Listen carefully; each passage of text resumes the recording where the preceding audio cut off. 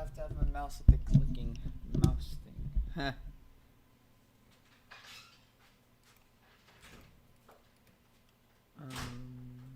Properties.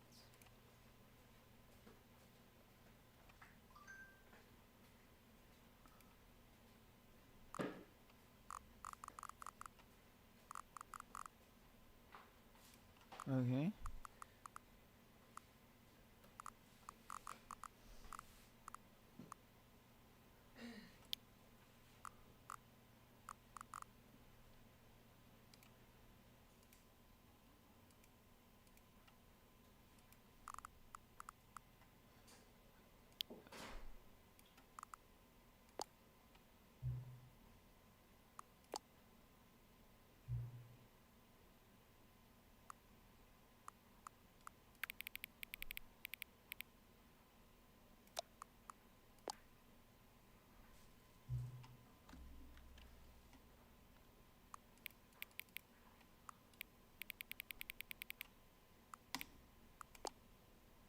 Oh, it's 8:29.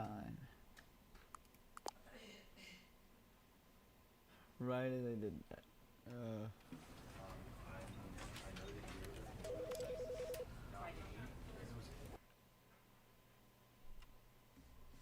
Ever the end is. The end.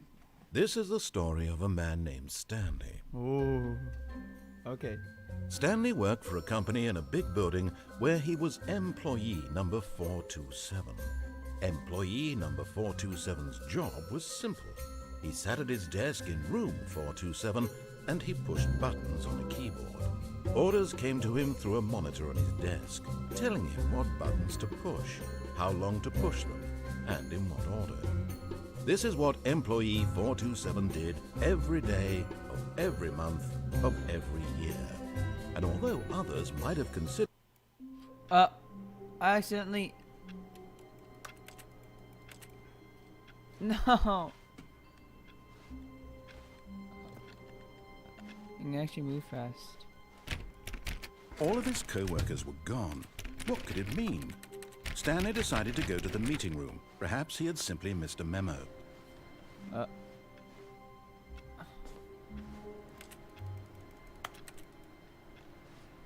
No matter how hard Stanley looked, he couldn't find a trace of his co-workers.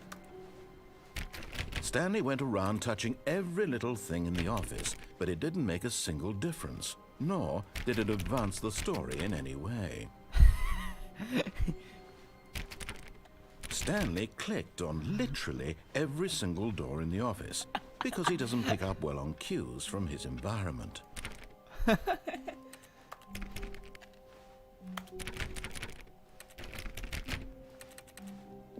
When Stanley came to a set of 2 open doors, he entered the door on his left. Right. This was not the correct way to the meeting room, and Stanley knew it perfectly well. Perhaps he wanted to stop by the employee lounge first, just to admire it. I can't even jiggle the lock. I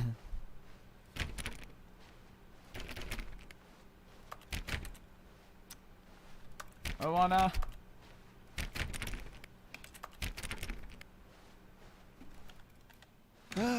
Yes, truly a room worth admiring. It had really been worth the detour after all, just to spend a few moments here in this immaculate, beautifully constructed room. Stanley simply stood here, drinking it all in.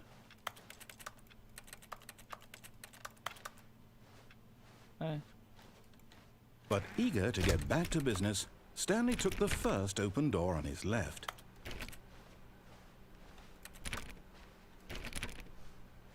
Stanley was so bad at following directions, it's incredible he wasn't fired years ago. Oh! But in his eagerness to prove that he is in control of the story and no one gets to tell him what to do, Hi, Leon. Stanley leapt from the platform and plunged to his death. Good job, Stanley. Everyone thinks you are very powerful. I did not know that that would happen. All of his co-workers were gone. What could it mean? Stanley decided to go to the meeting room. Perhaps he had simply missed a memo.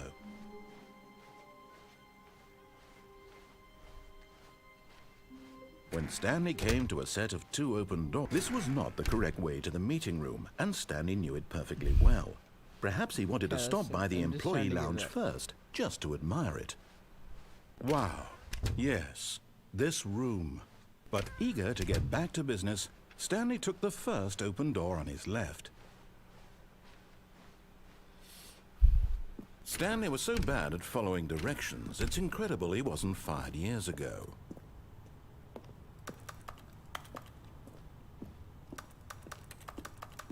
Yep.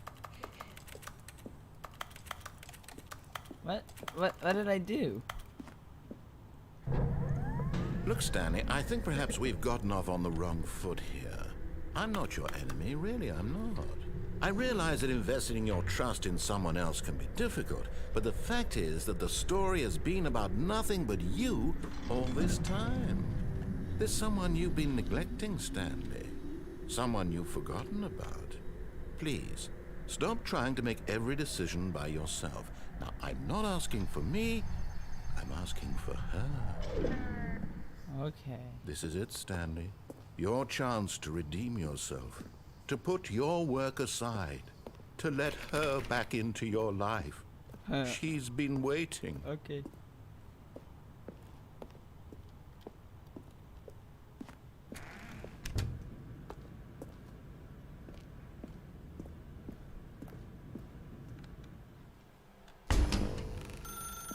That's her, Stanley. You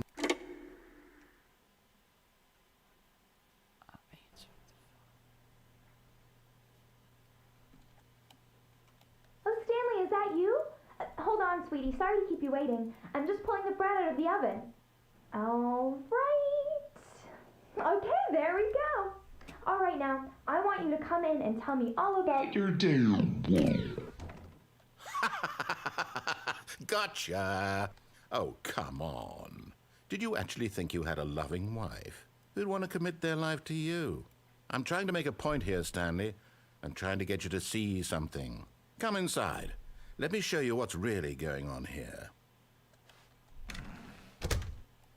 This is a very sad story about the death of a man named Stanley. I want to go back. I just realized. Stanley is quite a boring fellow. He has a job that demands nothing of him, and every button that he pushes is a reminder of the inconsequential nature of his existence. Look at him there, pushing buttons, doing exactly what he's told to do. You tricked me. Now he's pushing a button. Now he's eating lunch. Now he's going home. Now I'm not he's coming back listening to anymore. work. One might even feel sorry for him, except that he's chosen this life.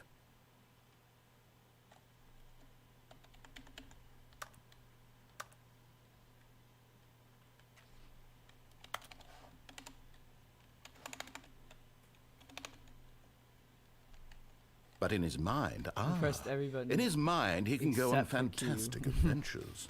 From behind his desk, Stanley dreamed of wild expeditions into the unknown, fantastic discoveries of new lands. It was wonderful. And each day that he returned to work was a reminder that none of it would ever happen to him. And so he began to fantasize about his own job.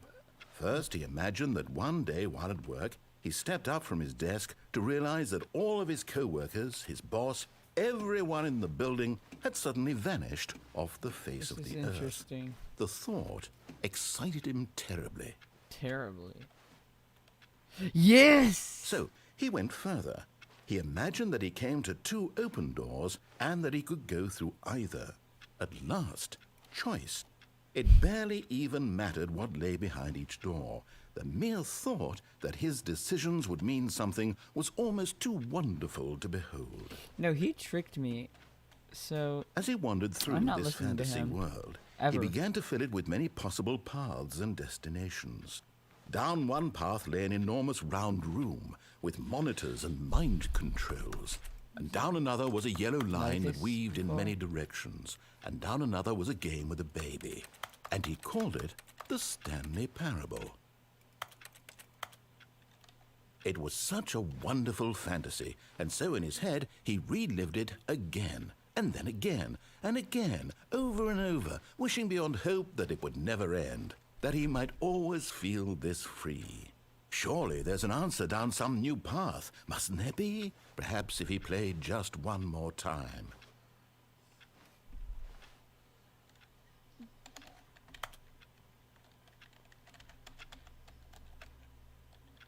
But there is no answer. How could there possibly be?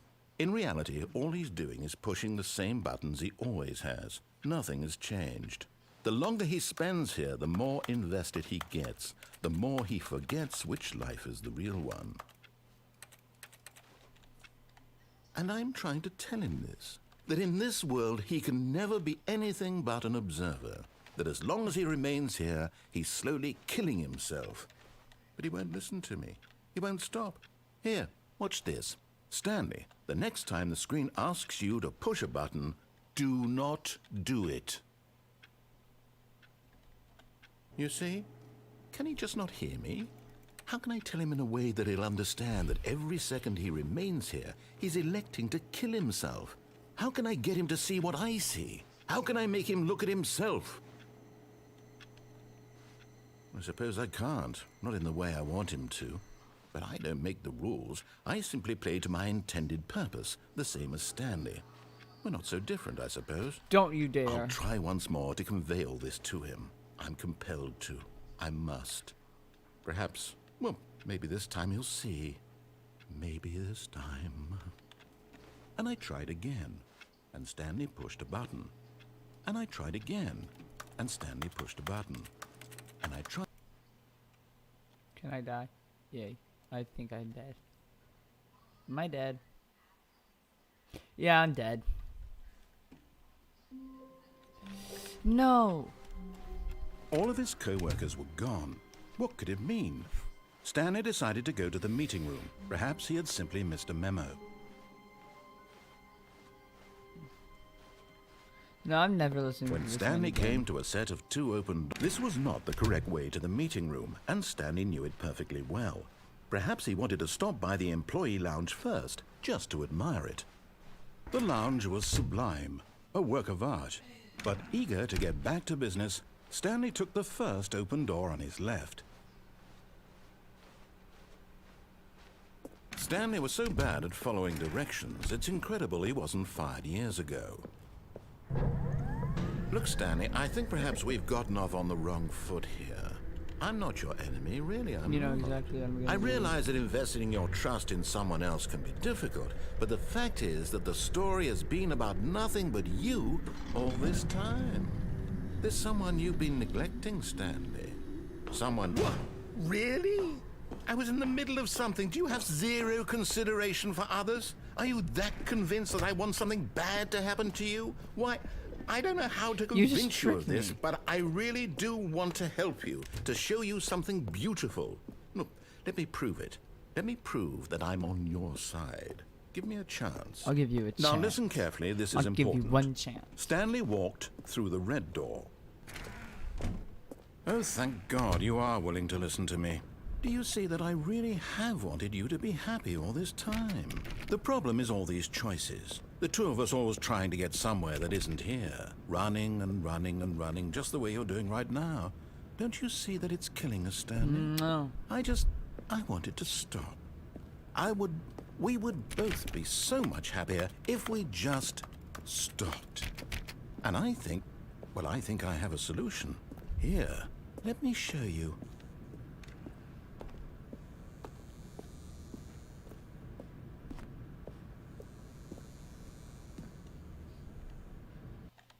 What? What do we want? What are we looking for? Here. Yes. Oh, it's beautiful, isn't it? If we just stay right here, right in this moment with this place, Stanley, I think I feel happy. I don't trust I actually feel happy.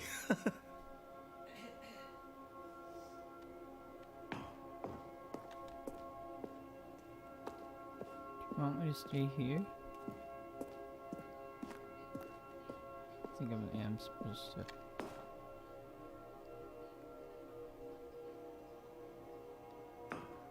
No, wait. Where are you going? Right. Where were we?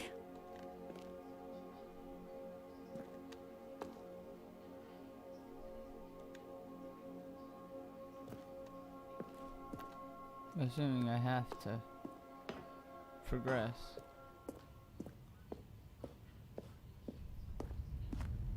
Oh no! Stay away from those stairs. If you hurt yourself, if you die, the game will reset. We'll lose all of this.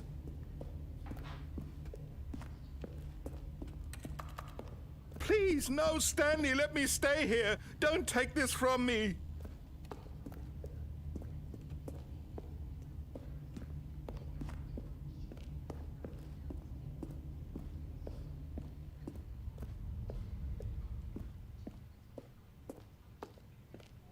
Good, good. We can't be too safe. Promise me you won't go back there. Just stay here.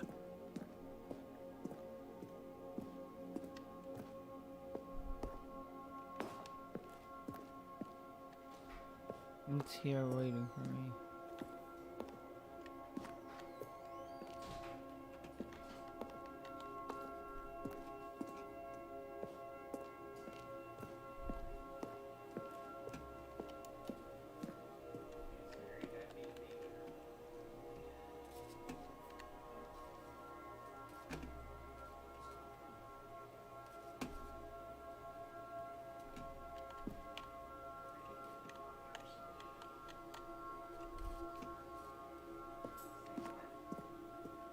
I don't think there's something I can do.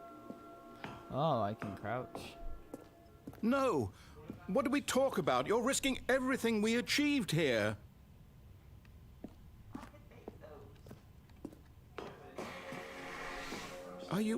You are going to stay here, aren't you?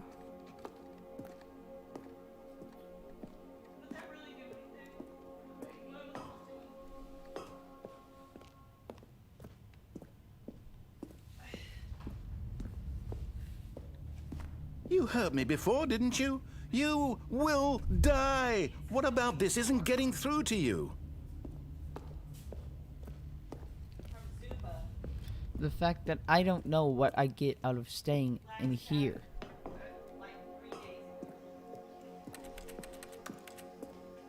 It's not even talking now. There's nothing here for me. There is nothing. So therefore, I must.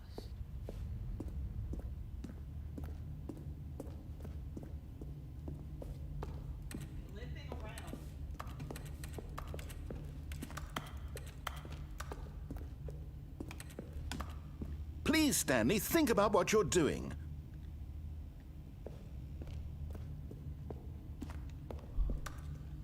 I think he genuinely cares, but I want to progress. I'm wasting my life away.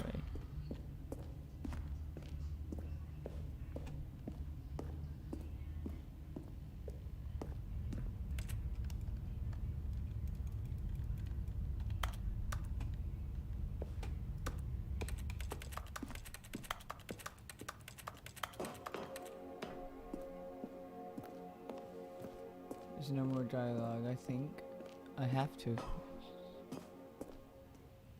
It's the only way. I'm sorry, man.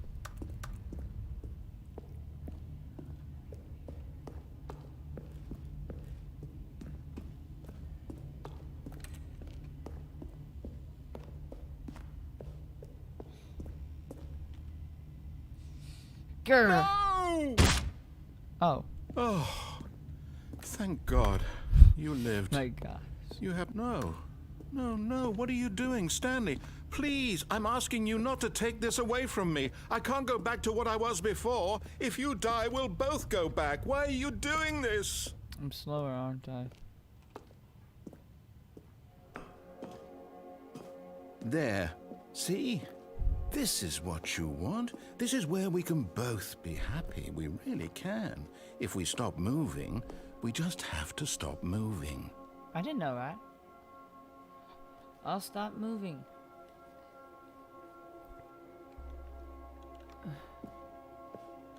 Yeah, I most often play GD. I play Geometry Dash the most of the time. I'm just playing this game once. Or maybe twice on stream, I don't know. So yeah, I am GD person.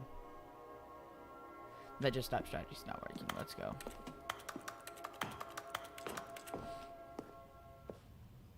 Stanley, go back.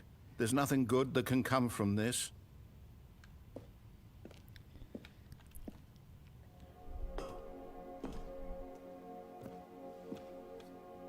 But there's nothing. You're not saying anything. I'm not progressing. Nothing's happening. So therefore, I am going this way. Sorry, Mr. Narrator, sir. This is the way it has to go. Do you just not believe me? What can I say to convince you?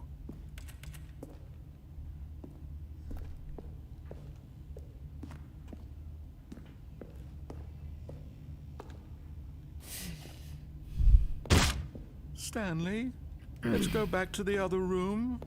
Can you do that for me? Yes, perhaps you can. Perhaps you finally see what I'm talking about. I know you'll see that we can't be happy if we leave this place. You can see that, can't you?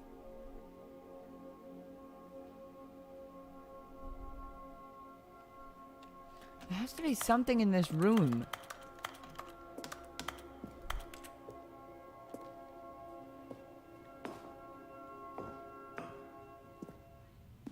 No, perhaps not.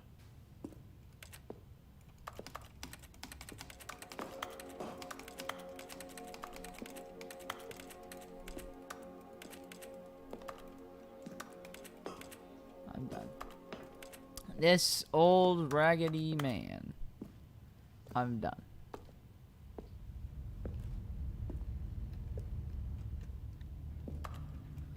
I would. I genuinely would, but there's nothing there. My God, is this really how much you dislike my game? That you'll throw yourself from this platform over and over to be rid of it? You are literally willing to kill yourself to keep me from being happy. Am I reading the situation correctly? No, I wanted, but there's nothing. There's nothing. Or maybe you're just getting a kick out of it. I don't know anymore. Do you actually want to stay alive? Or are you just teasing me? I want to live. I do. Who are you talking to? This narrator man. It's not. I'm not actually talking to I him. wanted us to be happy here, Stanley. I really did. I still thought that was possible.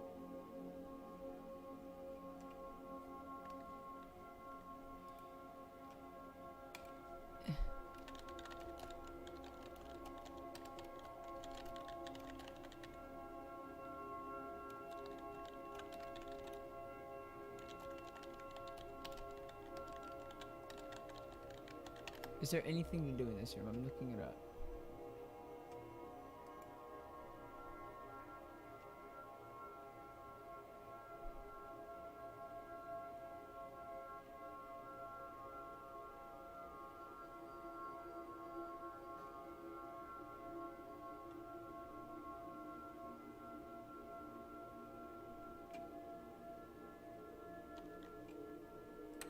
Oh, so there's nothing to do there. I looked it up. There's nothing there. Literally, I've been wasting my time. I've been wasting all my time.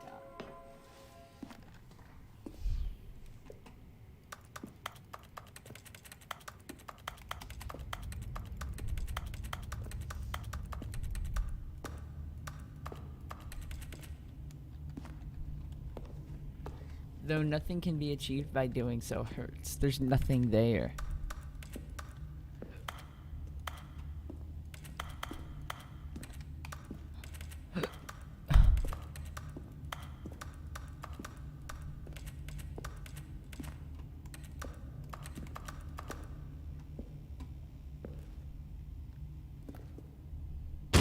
Is it over?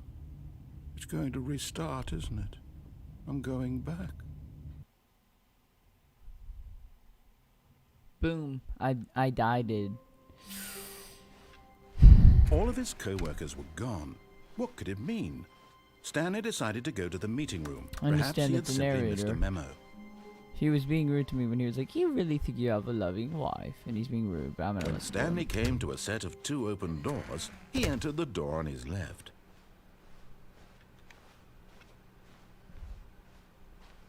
Yet there was not a single person here either. Feeling a wave of disbelief, Stanley decided to go up to his boss's office, hoping he might find an answer there. Stanley stepped into the broom closet, but there was nothing here, so he turned around and got back on track. Why do I feel like I'm not supposed to listen to him? There was nothing here. Yeah. Choice to make, no path to follow, just an empty broom closet. I'm No just- reason to still be I'm here. just gonna. I'm gonna be here. Yeah. Yeah.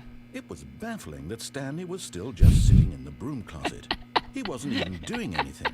At least if there was something to interact with, he'd be justified in some way. As it is, he's literally just standing there doing sweet FA.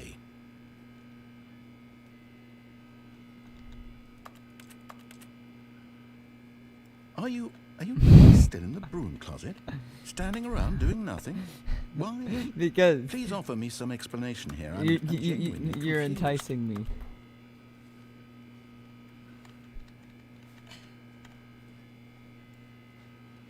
You do realize there's no choice or anything in here, right? If I'd said Stanley walked past the broom closet, at least you would have had a reason for exploring it to find out. But it didn't even occur to me because literally this closet is of absolutely no significance to the story whatsoever. Why I never would have thought to do I mention it. not trust you? Maybe to you this is somehow its own branching Okay, let me look path. it up. Maybe when you go talk about this with your friend, you'll say, "Oh, did you get the broom closet ending? The broom closet ending was my favorite."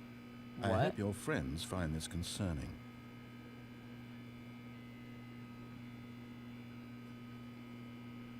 Stanley was fat and ugly and really, really stupid. He probably only got the job because of a family connection. That's how stupid he is. That or with drug money. Also, Stanley is addicted to drugs and hookers.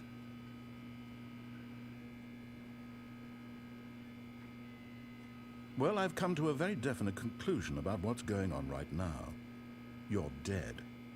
You got to this broom closet, explored it a bit, and were just about to leave because there's nothing here when a physical malady of some sort shut down your central nervous system and you collapsed on the keyboard. Well, in a situation like this, the responsible thing is to alert someone nearby so as to ensure that your body is taken care of before it begins to decompose. Hello? Anyone who happens to be nearby? The person at this computer is dead. They have fallen prey to any number of your countless human physiological vulnerabilities. It's indicative of the long-term sustainability of your species. Please remove their corpse from the area and instruct another human to take their place, making sure they understand basic first-person video game mechanics and filling them in on the history of narrative tropes in video gaming, so that the irony and insightful commentary of this game is not lost on them. All right, when you've done that, just step out into the hallway. I actually don't think there's anything else from looking at this page. But I'm not gonna look at any more of the page.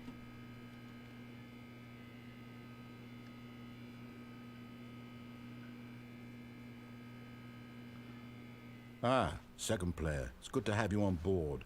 I guarantee you. Coming to a staircase, Stanley walked upstairs to his boss's office.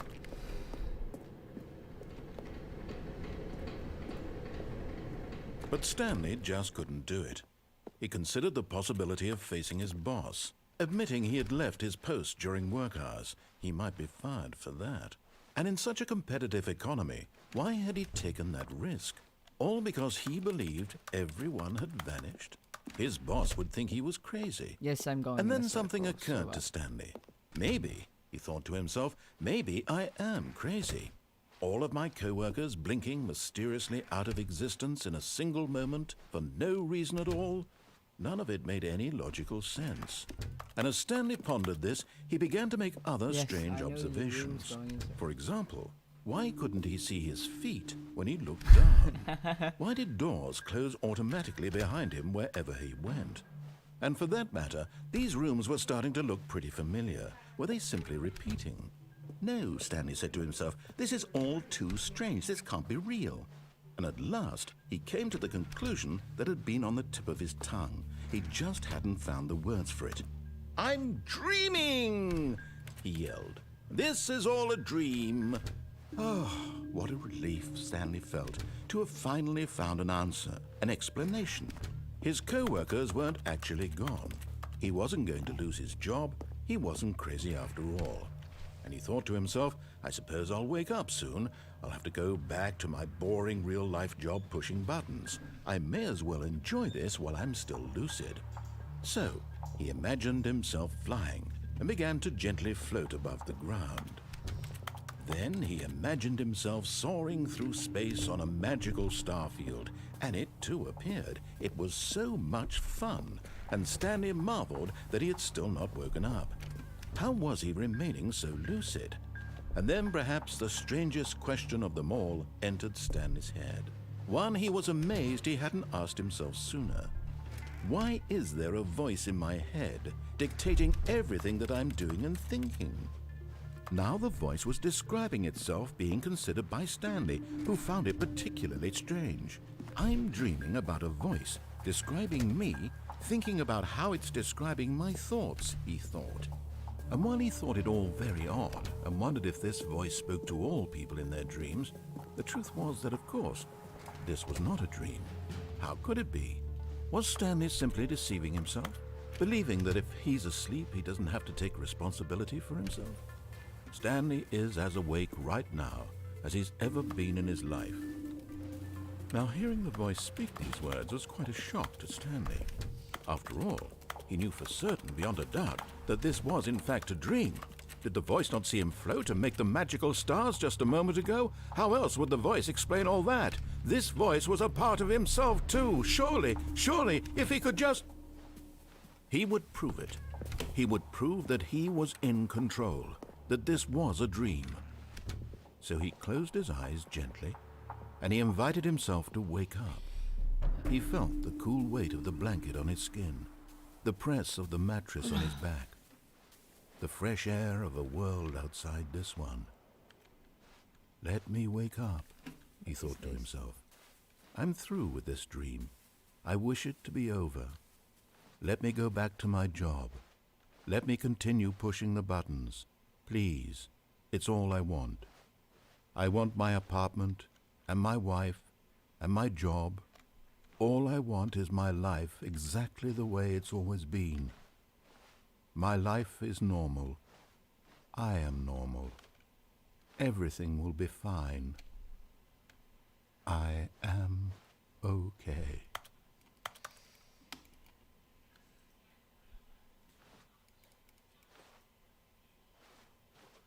Stanley began screaming. Please, someone, wake me up. My name is Stanley. I have a boss. I have an office. I am real. Please, just someone tell me I am real. I must be real. I must be. Can anyone hear my voice? Who am I? Who am I? And everything went black.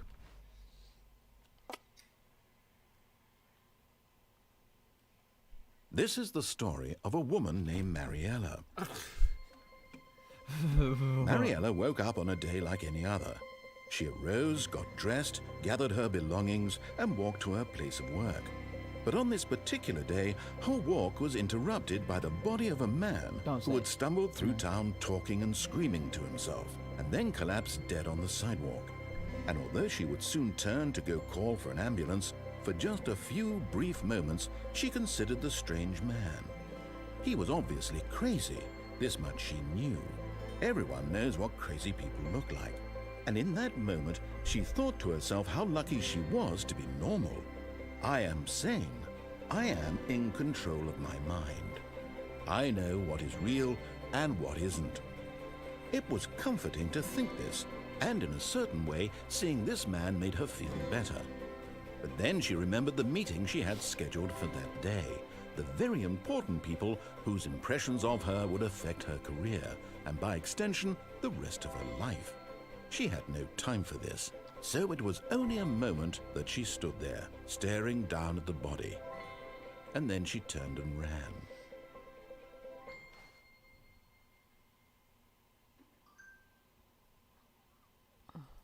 Okay. All of his co-workers were gone. What could it mean? Stanley decided to go to the meeting room. Perhaps he had simply missed a memo.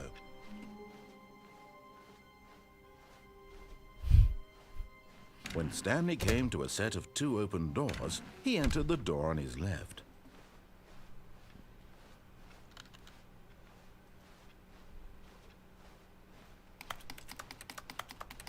Yet there was not a single person here either. Feeling a wave of disbelief. Oh no, no, not again. I won't be part of this. I'm not going to encourage you. I'm not going to say anything at all. I'm just going to be patient and wait for you to finish whatever it is you enjoy doing so much in this room. Please take your time.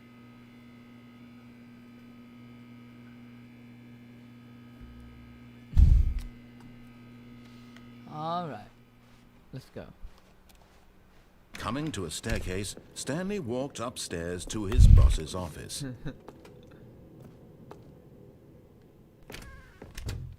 The heck?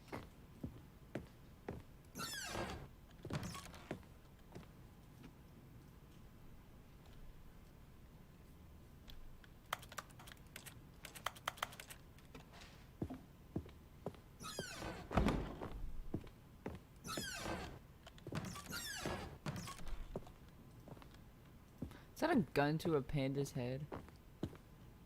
Business strategy.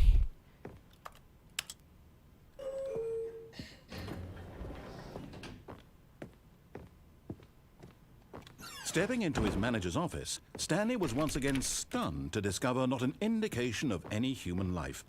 Shocked, unraveled, Stanley wondered in disbelief who orchestrated this. What dark secret was being held from him? What he could not have known was that the keypad behind the boss's desk guarded the terrible truth that his boss had been keeping from him. And so the boss had assigned it an extra secret PIN number, 2845.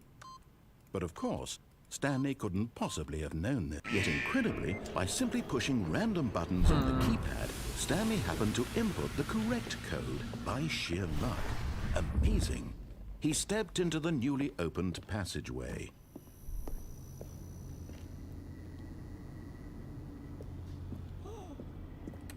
Boss! I should have gone in that up elevator. I should not have. Am I dead? Please don't tell me. Okay. Descending deeper into the building, Stanley realized he felt a bit peculiar. It was a stirring of emotion in his chest, as though he felt more free to think for himself, to question the nature of his job. Why did he feel this now, when for years it had never occurred to him? This question would not go unanswered for long. Can I just... Whoops. Nope. Never mind. Stanley actually got back into the elevator and went back up. Silly me. Why did Stanley do that when he knew that it would just lead back to his boss's office? I'm sorry. Well, that's a great question. I just can't wait to find out. Oh, I'll go back up. I'll go back up. I'll go back down. Oh yeah, that's what I meant. I'll go back down.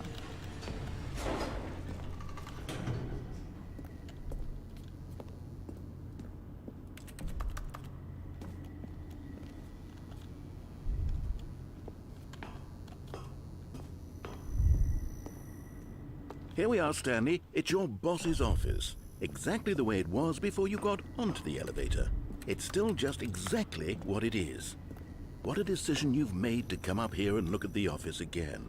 This has fleshed out the plot of the story in new and fascinating ways I could have never anticipated. It's that keen eye for storytelling that you have, an incisive rapid fire of critical plot points, one after the other, weaving a rich tapestry of uncompromising narrative. Wow. I'm bolted to the edge of my seat.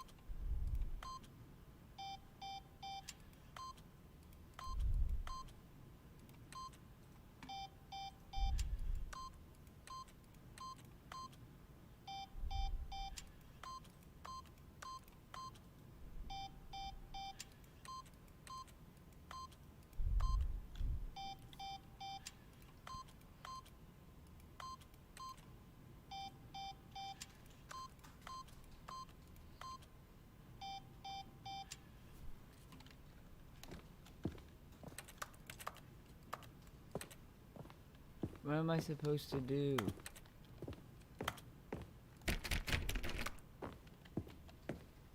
I want to go back.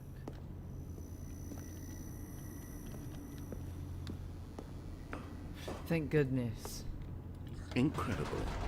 Now he's getting back into the elevator and going down again.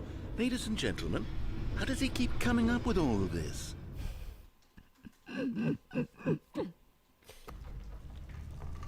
Surely this time Stanley will walk forward into the spooky corridor, won't he? Stanley walked straight ahead through the large door that read Mind Control Facility.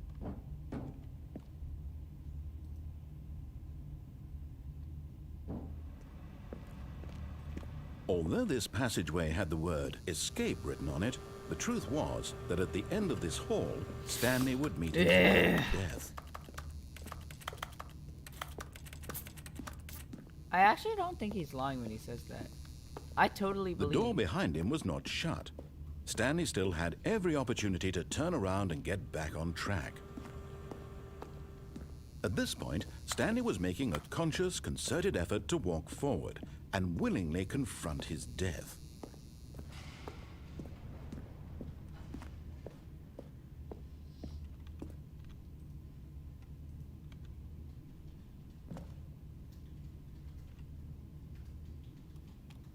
Fine.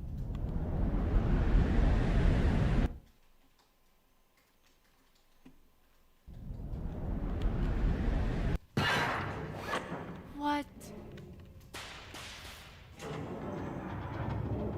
As the machine whirred into motion and Stanley was inched closer and closer to his demise, he reflected that his life had been of no consequence whatsoever. Stanley can't see the bigger picture. He doesn't know the real story, trapped forever in his narrow vision of what this world is.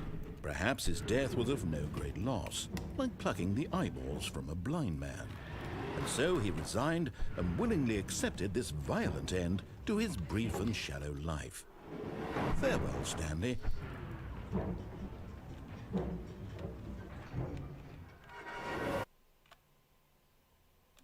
"Farewell, Stanley," cried the narrator, as Stanley was led helplessly into the enormous metal jaws.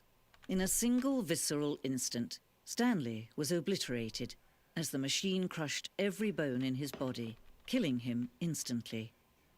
What?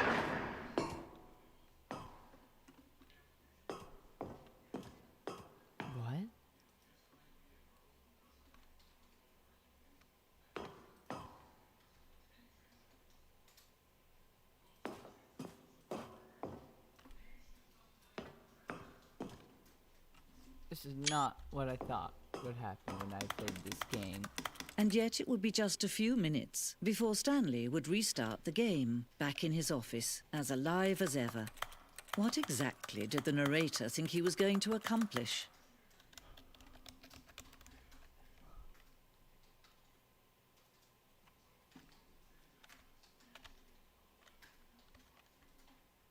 When every path you can walk has been created for you long in advance, death becomes meaningless, making life the same. Do you see now? Do you see that Stanley was already dead from the moment he hit start?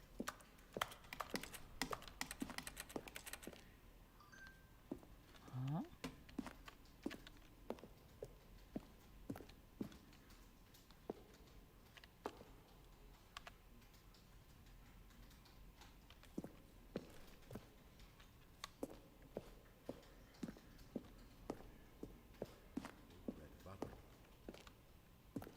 Big red button. Level design, When textbook Stanley came to the mistake. lift, he It's the traveled kind of thing you 500 pick up on miles intuitively at if the you top have of even the most facility fundamental to end the understanding Stanley of good or Silver bad Medal. game design. But of Stanley course, you pushed being number you, 6 you'll probably spend the next hour trying to solve it. Here, I'm just going to make this easy on you. Stop. Alright, there's the line. This is actually cool. I can vibe here.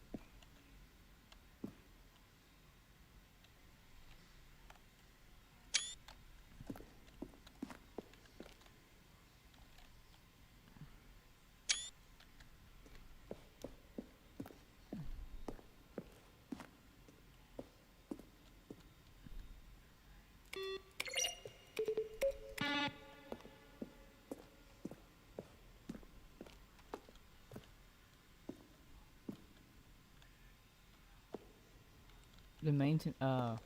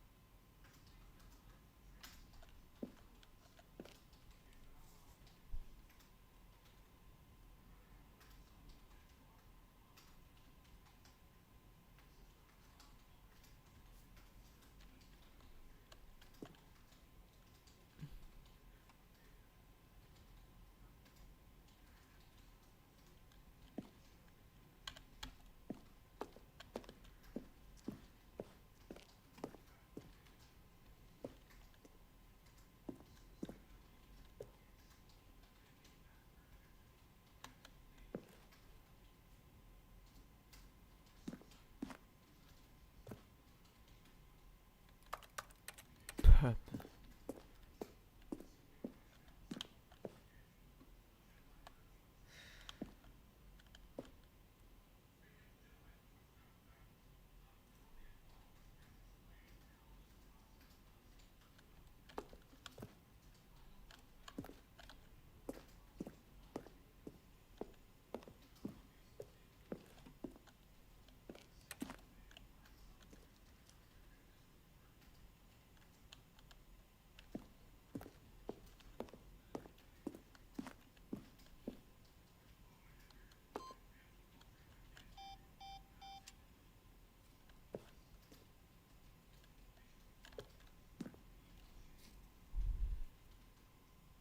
Did you set a timer?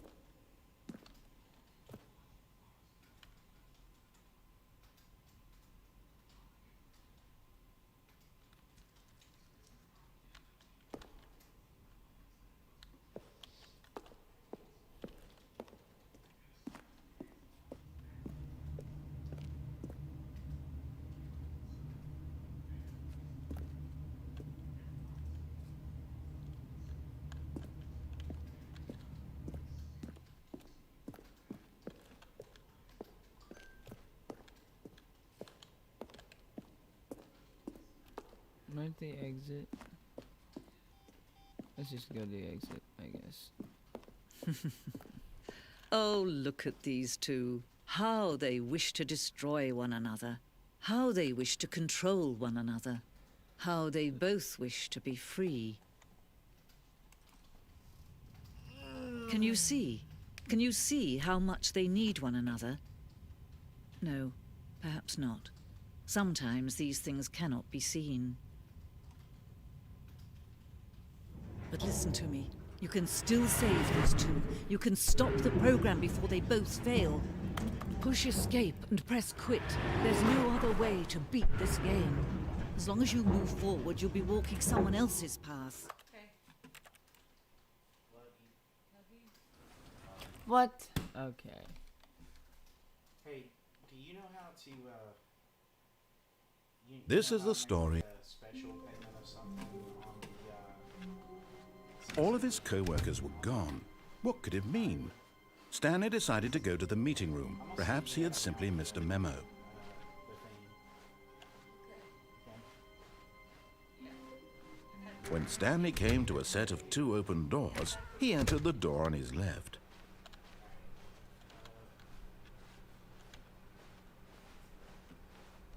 Yet there was not a single person here either. Feeling a wave of disbelief, Stanley decided to go up to his boss's office, hoping he might find an answer there. Coming to a staircase, Stanley walked upstairs to his boss's office. Alright, let's just straight up listen to the narrator, because that's the way to get the longest and coolest story. Stepping into his manager's office, Stanley was once again stunned to discover not an indication of any human life. What could it mean? Stanley wondered aloud to nobody. He began wildly tearing through papers on the boss's desk, pulling books off the shelf, looking behind paintings, desperate for clues to his situation. But his attention was caught by a keypad behind the boss's desk. What could its purpose be? In fact, this keypad guarded the terrible secret that lay buried below his feet.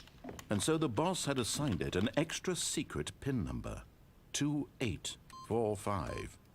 But of course, Stanley couldn't possibly have known this. Yet incredibly, by simply pushing random buttons on the keypad, Stanley happened to input the correct code by sheer luck. Amazing. He stepped into the newly opened passageway.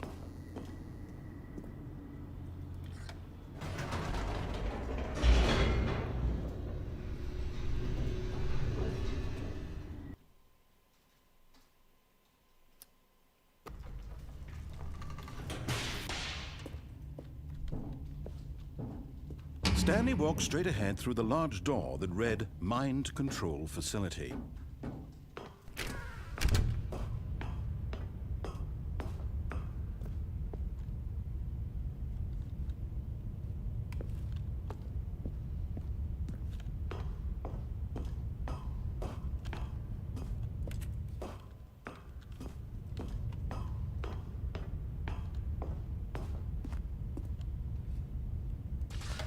The lights rose on an enormous room packed with television screens. What horrible secret did this place hold? Stanley thought to himself. Did he have the strength to find out?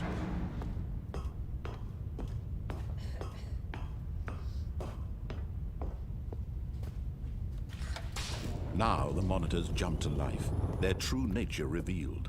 Each bore the number of an employee in the building, Stanley's co-workers. The lives of so many individuals reduced to images on a screen, and Stanley, one of them, eternally monitored in this place where freedom meant nothing.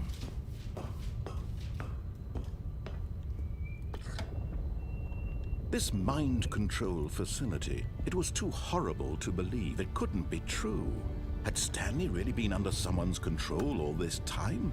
Was this the only reason he was happy with his boring job? That his emotions had been manipulated to accept it blindly? No, he refused to believe it. He couldn't accept it. His own life in someone else's control? Never! It was unthinkable, wasn't it? Was it even possible? Had he truly spent his entire life utterly blind to the world? But here was the proof, the heart of the operation. Controls labeled with emotions, happy or sad or content. Walking, eating, working, all of it monitored and commanded from this very place. And as the cold reality of his past began to sink in, Stanley decided that this machinery would never again exert its terrible power over another human life. For he would dismantle the controls once and for all. Yeah. How?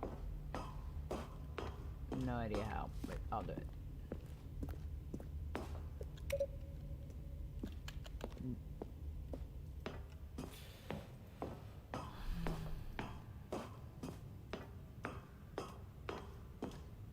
And when at last he found the source of the room's power, he knew it was his duty. Yeah, let's go. I'm not getting control. Did I do it? Blackness and a rising chill of uncertainty. Stanley. Was it over? Stanley, Yes. He had won. He had defeated the machine, unshackled himself from someone else's command. Freedom was mere moments away. And yet, even as the immense door slowly opened, Stanley reflected on how many puzzles still lay unsolved. Where had his co-workers gone? How had he been freed from the machine's grasp? What other mysteries did this strange building hold? But as sunlight streamed into the chamber, he realized none of this mattered to him, for it was not knowledge or even power that he had been seeking, but happiness. Perhaps his goal had not been to understand, but to let go. No longer would anyone tell him where to go, what to do, or how to feel. Whatever life he lives, it will be his. And that was all he needed to know. It was perhaps the only thing worth knowing. Stanley stepped through the open door.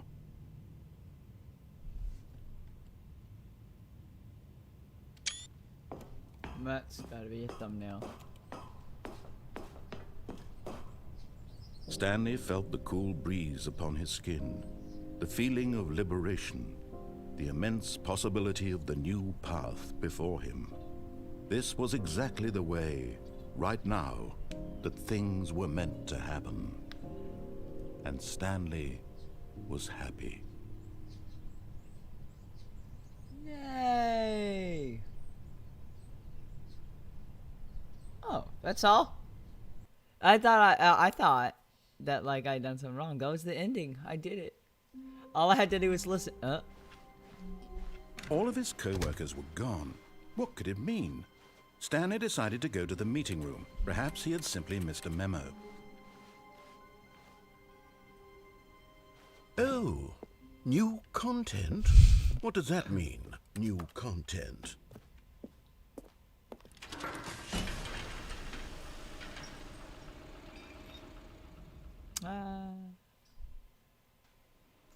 Oh, was that the original game? Is this the? Hello, and thank you for playing the Stanley Parable Ultra Deluxe. As you may know, the Stanley Parable was a video game released in 2013 on home computers. After receiving critical and commercial success, it was expanded upon in 2022 with the Stanley Parable Ultra Deluxe, a reimagining of the game for consoles and home computers. The Stanley Parable Ultra Deluxe features exciting new content that broadens and expands the world of the Stanley Parable, delighting audiences the world over. Please, step inside and see what thrilling new adventures await in the Stanley Parable Ultra Deluxe. Oh, well, this sounds delightful. I'm very excited to see the thrilling new Ultra Deluxe content.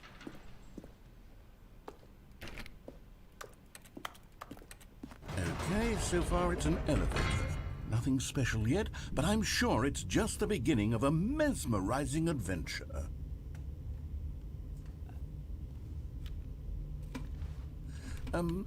Is it broken? What's going on here? Yeah. Should we be moving somewhere or... Oh, there we go. All right, finally, at long Yes. last, it's on to the new content. Let's go. I've never been more ready. Let's do it. Let's do it.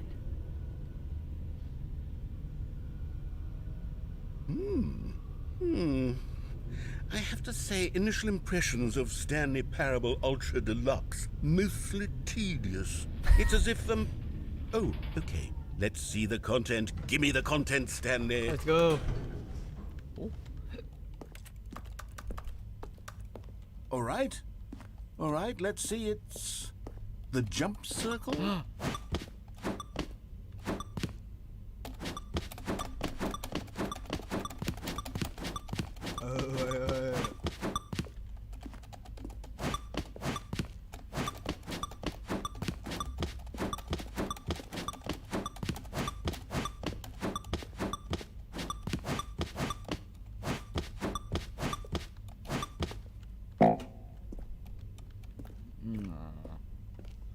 Is that it? Surely that's not all the new content. There has to be something else, right? Goodness. Another elevator. Stanley, I have to say, initial impressions of this game are not positive. It's just elevators and jumping. Is this what passes for exciting new content? If this is new content, then I could just read you the whole dictionary. There's 20 hours of new content right there. Hell, I could count to 30 trillion. You could put that on the box. The Stanley Parable Ultra Deluxe, now with over 1,000 hours of new content. And oh wait, there's more. Very good. Yes. I knew there had to be something else. Let's see it. I'm ready for whatever it is.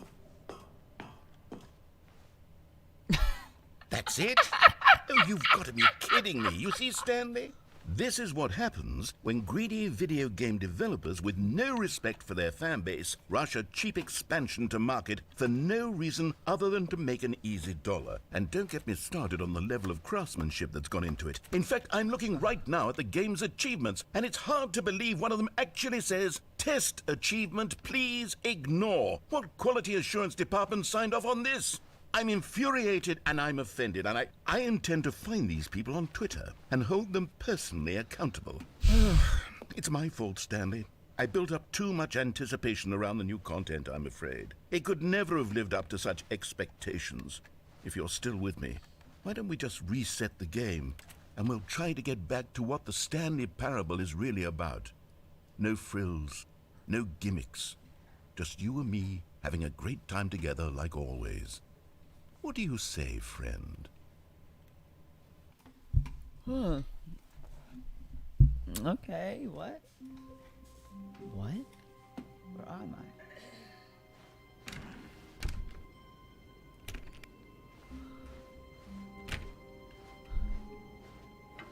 Psst!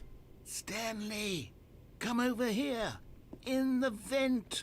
I want to show you something!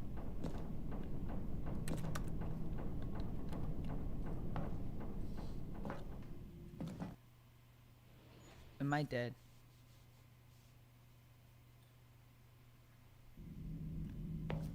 Okay, you remember how cheap and unsatisfying the new Ultra Deluxe content turned out to be? Well, it got me thinking about the past, and how much better the Stanley Parable used to be. So I made something special and tucked it away here where the game's developers won't find it. Just our little secret. Take a look. I call it the Memory Zone. It's where I've been storing all my favorite memories so I can relive the peak experiences of my life whenever I want. Experiences like the launch of the Stanley Parable on PC.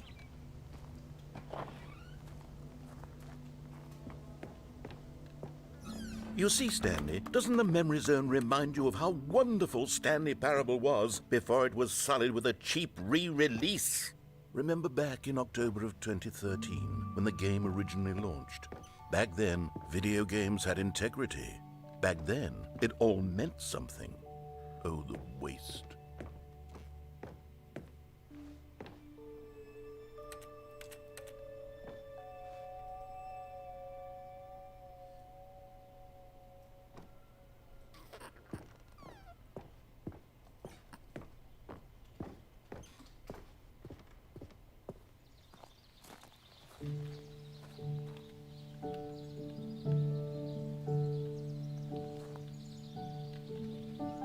Je suis dans la memory zone, c'est sur l'abri de l'eau, et je n'attends plus que toi, mon amour.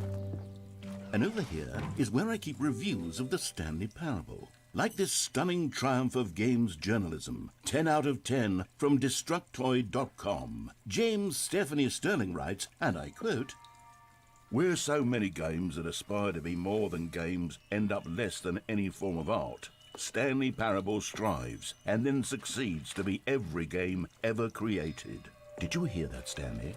Every game ever created. That's how grand and all-encompassing the original Stanley Parable was.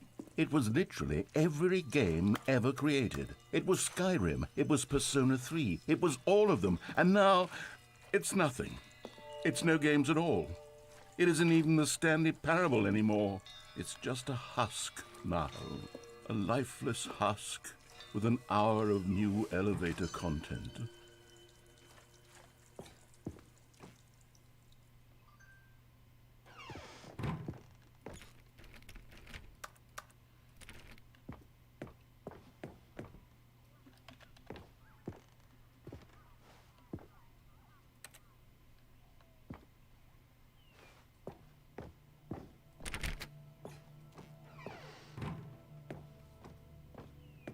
Here's another moving passage, this time from GameSpot.com. The Stanley Parable is both a richly stimulating commentary on the nature of choice in games and one that offers some of the most enjoyable, surprising, and rewarding choices I've ever been confronted with in a game. 9 out of 10. Don't you get it, Stanley? The game was perfect. It didn't need anything else. It didn't need new content. It just needed to be left alone. To spend the rest of time collecting dust in the hallowed hall of beloved video game memories.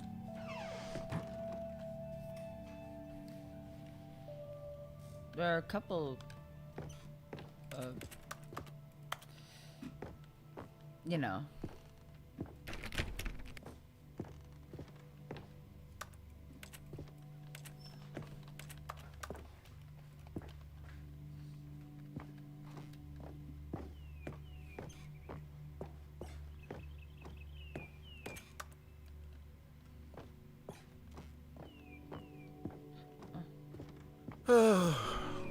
These were simpler times, Stanley.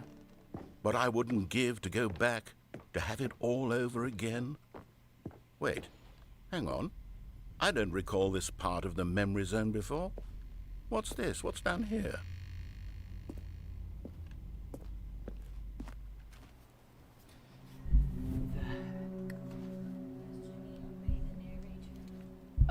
I disobeyed him like 7 times or something.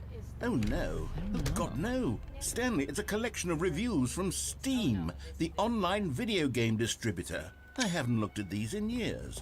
I can't even imagine what's been collecting down here. Surely these reviews were glowing as well, weren't they?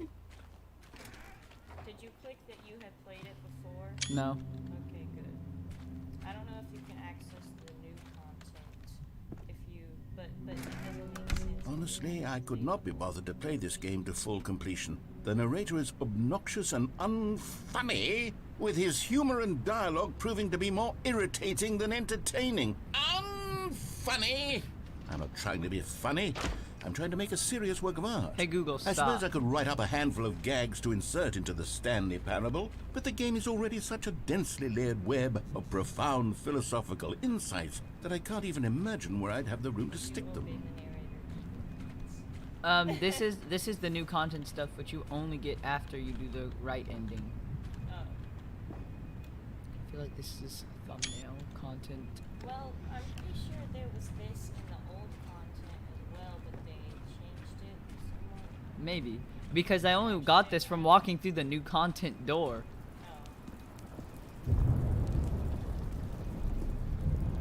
Okay, let's see what this one says. While the idea for the game is good, for someone who prefers non-linear games, this preachiness gets annoying fast. Preachy? Stanley, I'm not preachy, am I? You can tell me if I'm preachy. Honestly, you can. Oh, goodness. This is actually quite shocking for me. Well, to be honest, I had always thought of the game's dialogue as being rather terse to begin with. You can't know how much fluff I cut from the game to get it to feel as light and airy as it... Well, I always thought it did. But maybe it wasn't. Oh dear. What an awful memory to have to hold on to. These black marks on my otherwise unimpeachable track record. I feel like a failure. Like I let these people down. Perhaps the Stanley Parable isn't quite as sterling as I always remembered. What's this one got to say?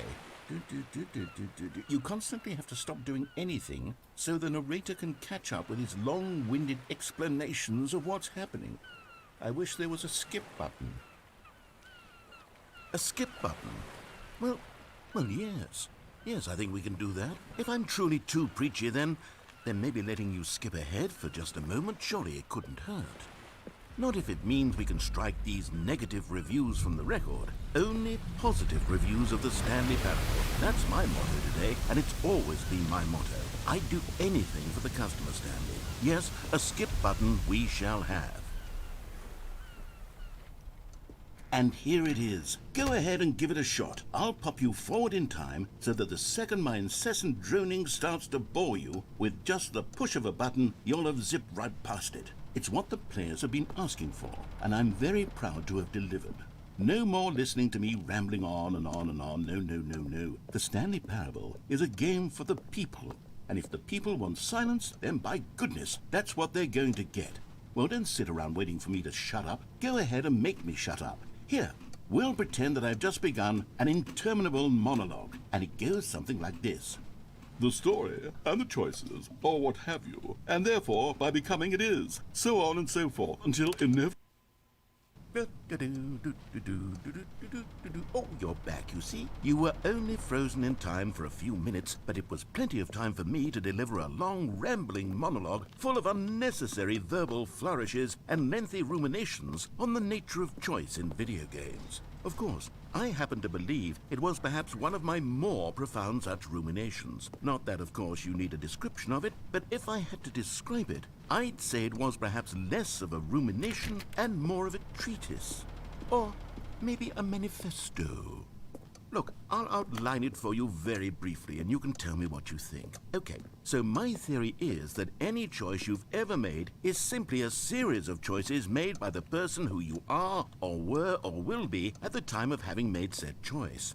That is to say, if by articulating a choice you've already made, you bring that choice into being, then by making no choice and saying nothing, are you not simply erecting in the sanctuary of time a monument to every person you've ever been, making every choice to which you've ever given your great gift of mortal and yet timeless thought?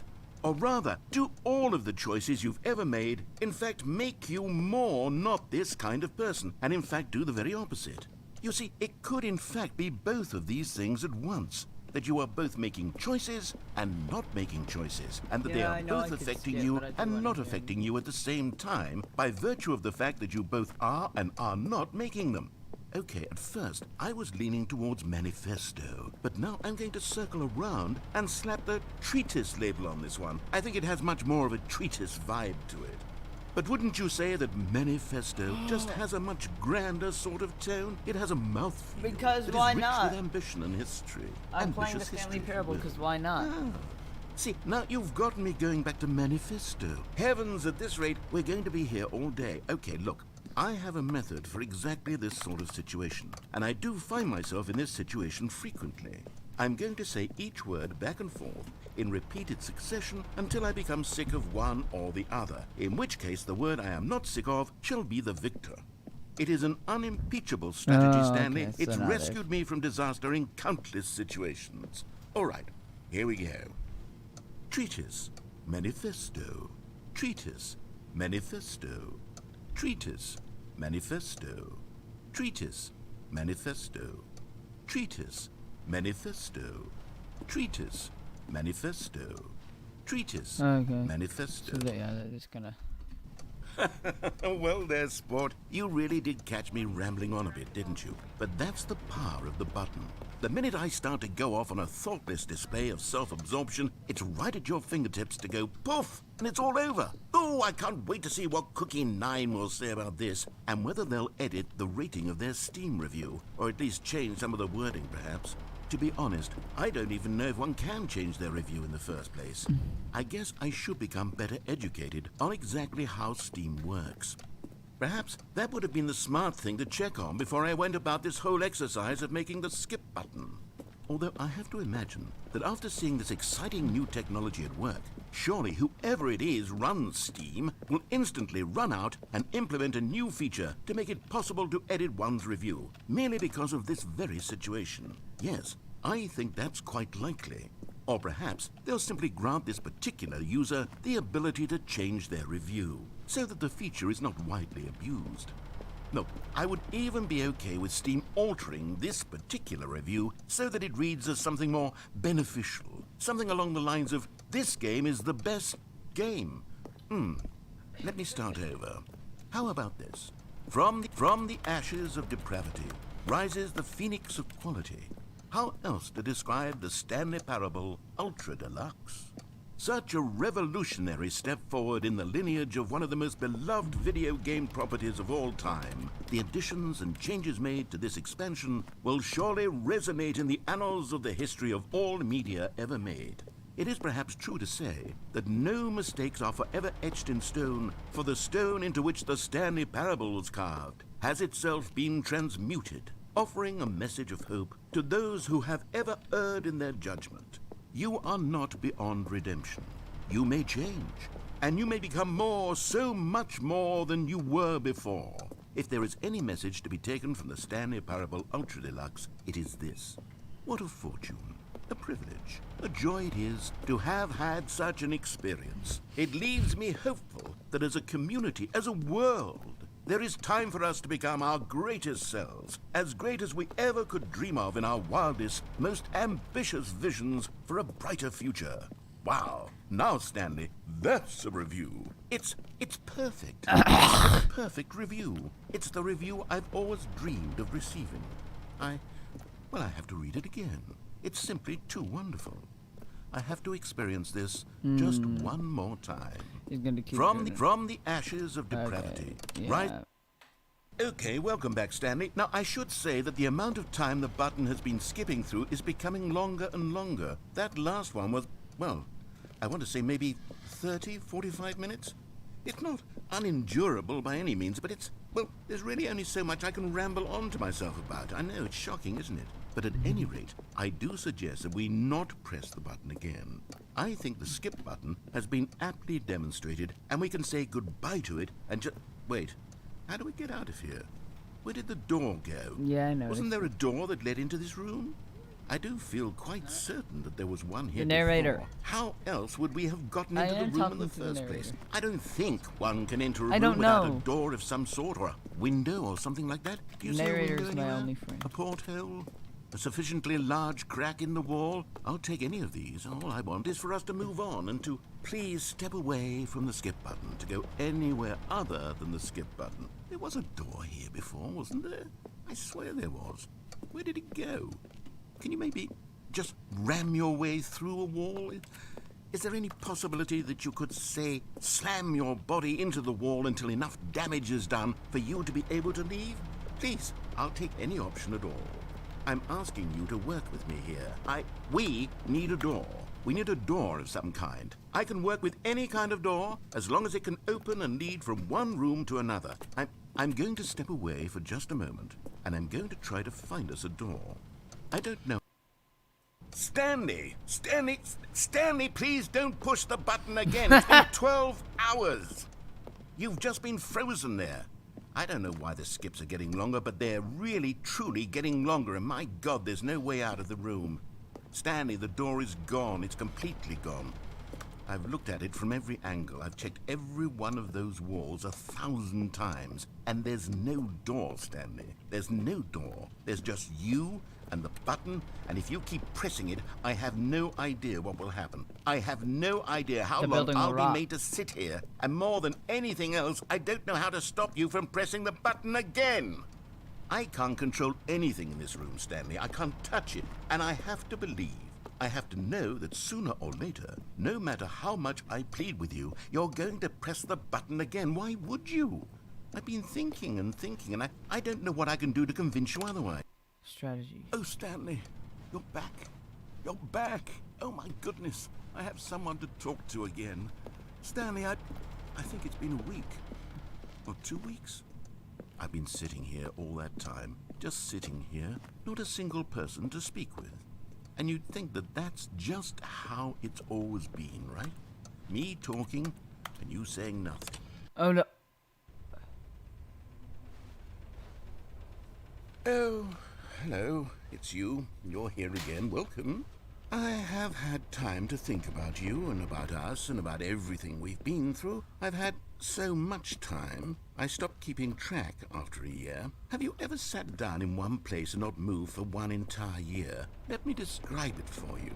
To begin with, there is only regret. There is only the turning wheel of missed opportunities. I felt nothing at all but regret for the longest time, Stanley. Days, months. I lost it all in a blur of the deepest longing to undo the past. And when that feeling had begun to subside, what took its place is what I could only describe as the collapse of every moment I have ever experienced my entire life. Did I really? All of them collapsed down into a single instant. In that instant, I could see myself clearly, calmly, with a collected heart. It was an impossibly rich wellspring of both I did not delight mean and to do that. disgust Thank you. simultaneously. I was consumed by it. I could do Cataclysm. nothing but wallow in it for Great, what thank you for felt like an telling me. eternity. For what I I now need to fix know was this. far less. You see, it was a revelation for me. It Hold was up. unlike anything I had ever known. It was a space without consequence, without action or outcome. It was divorced entirely from the question of free will that you and I have squabbled over for so long. There could be no one ending, no singular outcome of events, not if all events existed in the same moment. And I felt freed. I felt unburdened by the need to manifest a particular outcome into being. I saw that that I should could have allow fixed it. myself to exist along. Okay, fine. I'm sorry, man.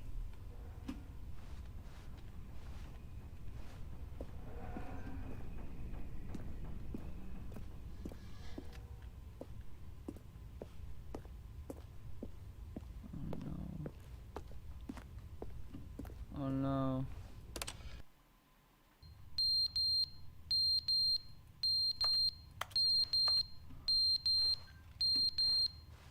Oh,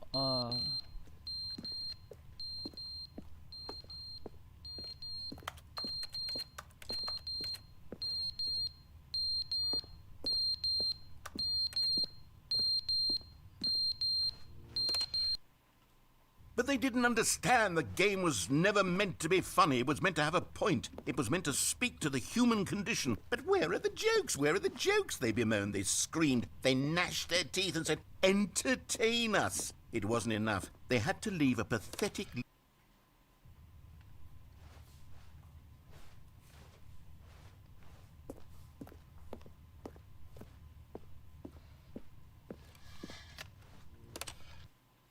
The end is never the end, is never the end, is never the end, is never the end, is never the end, is never the end, is never the end, is never the end, is never the end, is never the end, is never the end, is never the end, is never the end, is never the end.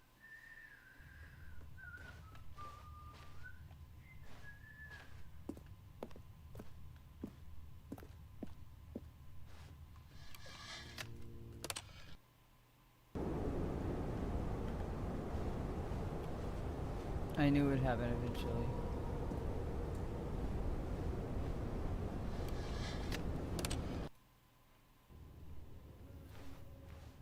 Light! I want to touch grass. I want to go outside. Please.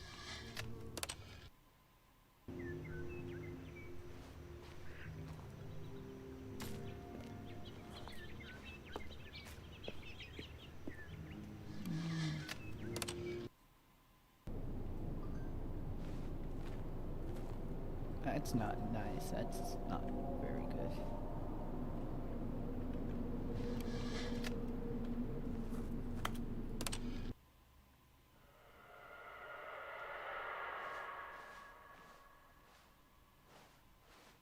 What's happening? Haha, hi demonic. You and I can just go. Is it a way out?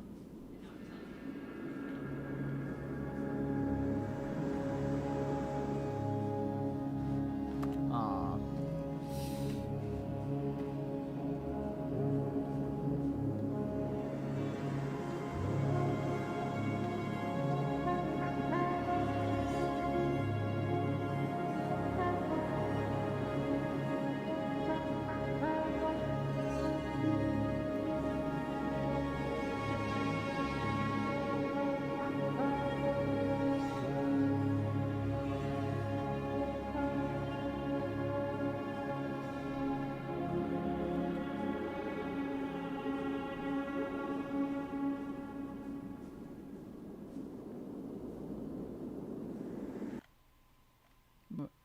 What happened?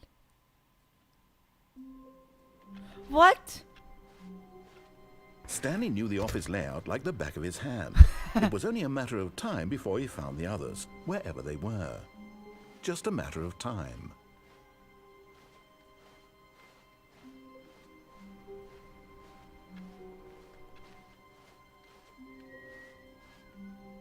The nooner. Oh, good. You noticed my sign. Yes, I have something very exciting to show you.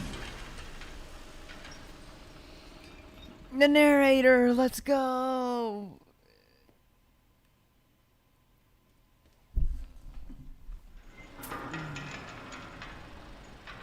This way?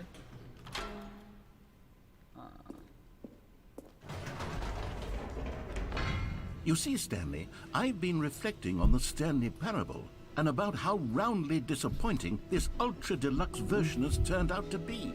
The original Stanley Parable was a landmark, and any new content for it should live up to that legacy. So forget this ultra deluxe nonsense. I say we take it one step even further.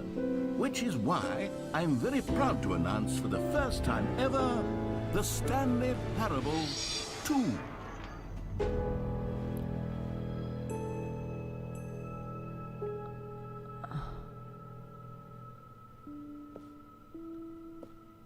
Yes, you see, isn't this far superior to a measly re-release with a few minor additions? Think of all the new territory we'll cover with a fully fledged sequel. An entirely new experience, built from the ground up. Why, there are so many possibilities. It could go in so many different directions. This is what fans have truly been asking for.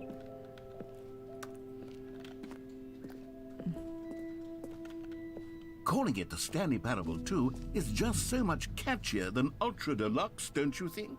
Ultra Deluxe? What does it even mean? But the Stanley Parable 2, now that's an artistic statement right there. It's future-oriented. It screams progress and innovation and long-term franchising potential.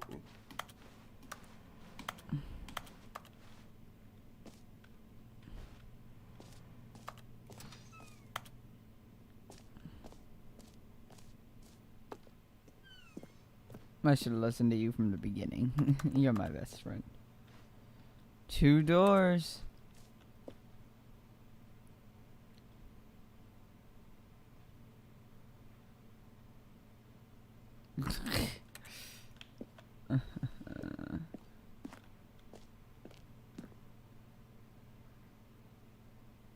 I like that one. Now, to be clear, I haven't quite nailed down what exactly the Stanley Parable 2 is going to be, but let's take a look at some of the features I've been developing for it.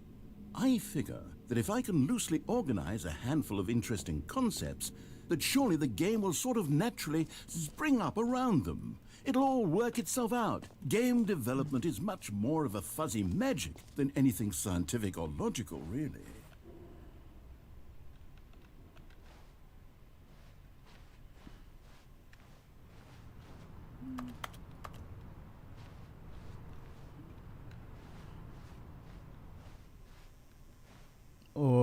Welcome to my baking show. 3 of the... Open the door!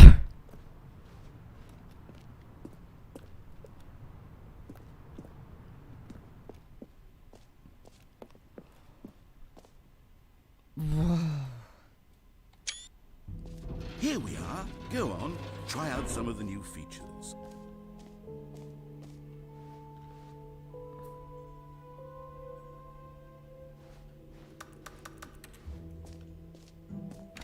For the Stanley Parable 2, I asked myself, what do players really want? And of course, the first and most obvious answer is that they want to be individually recognized and validated as people. So with that in mind, my first addition to the game is this button which speaks the name of the person playing the game. Isn't that wonderful? Jim.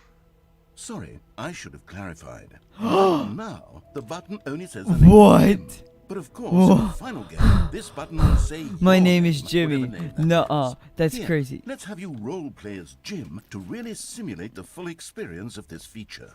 Just play along. I promise you'll love it.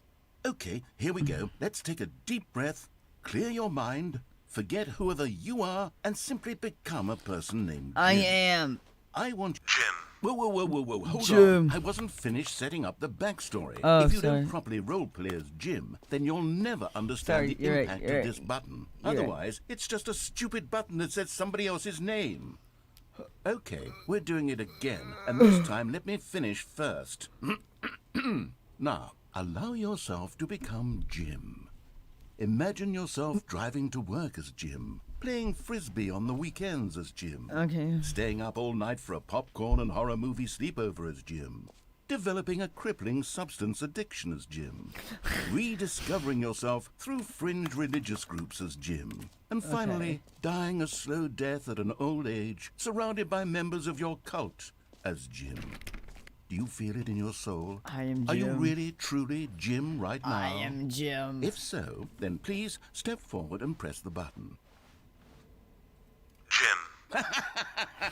Yes, you see? What a thrill, what a rush. That was you. The button described you. Do it again, do it again. Jim. It hits even harder the second time. If this were the only new feature in the Stanley Parable 2, it would still be worth the money. But there's Let's take a break from the Jim button. I'm too emotionally drained from all of this personal validation. Whoa there, cowboy. Sometimes a person can be too much Jim. I'm putting the Jim button away.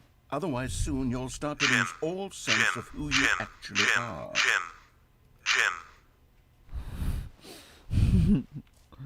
Jim. Jim. Jim. Jim. Jim. Jim. Jim. Jim. I suppose I could allow only people named Jim to play the Stanley Parable 2. That would actually save me the work of finishing this feature. Screenshot the...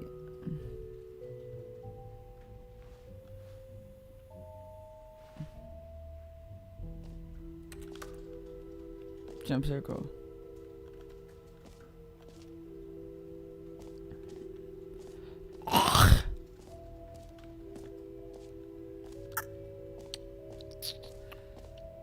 Okay, I'll be honest, I haven't yet decided on this one. I think that in the new version, the office could use a bit of decoration, like balloons. But I'm undecided on Get Well Someday and Happy 12th Birthday. Which would you go with?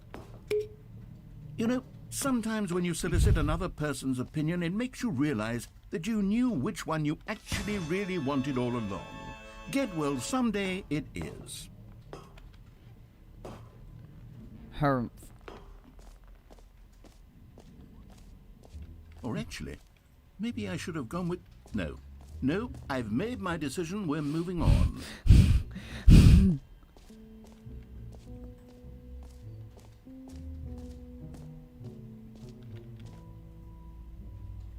What? What? Stanley, here's an idea that I'm truly fond of. It's never been done before in a video game. This is, in fact, a hole that you can fall down forever. That's right. Infinite falling. You can fall until the end of time, if you like. A stunning leap forward for video games as a medium. Fine.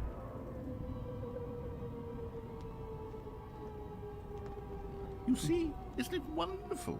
One of my more ingenious concoctions, if I do say so. Now then, since you've gotten to see the infinite hole, you can press the teleport button to pop back up to the top, and we can continue onward. Now, I don't mean to be a bummer, but I do recommend you use the teleport button to go back to the top. Maybe do it on the sooner rather than later spectrum of things.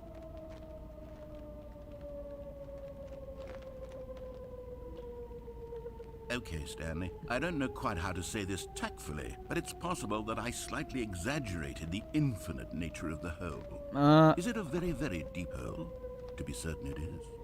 It's an extremely deep hole. I don't want anyone to say that it isn't an astonishingly deep hole. It is. Is it infinite? Well, that sort of depends on your definition of infinity.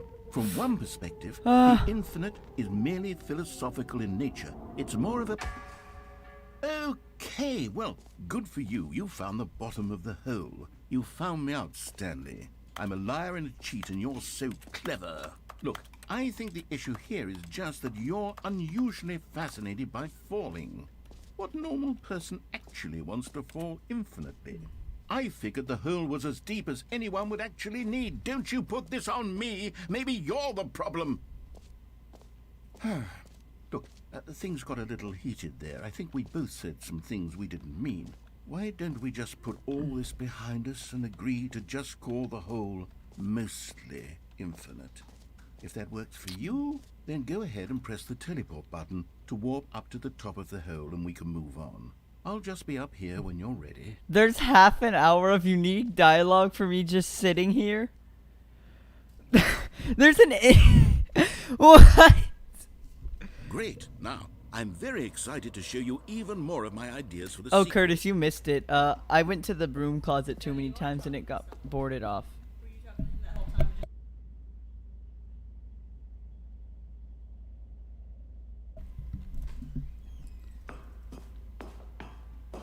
Okay, so I think we do this. That's funny. That is so dumb. You can infinitely.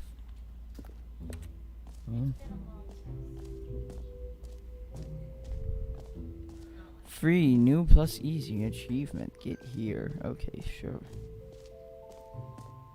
I kind of want to explore things, honestly.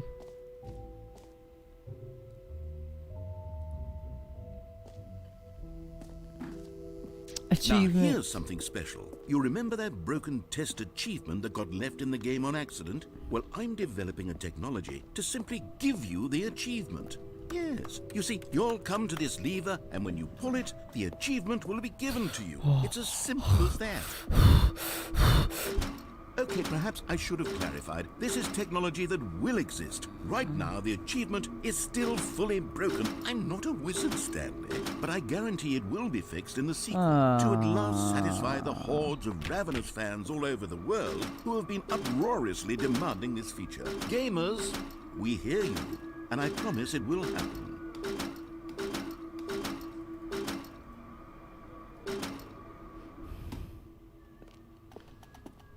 You flick the lever too much and get an ending or something.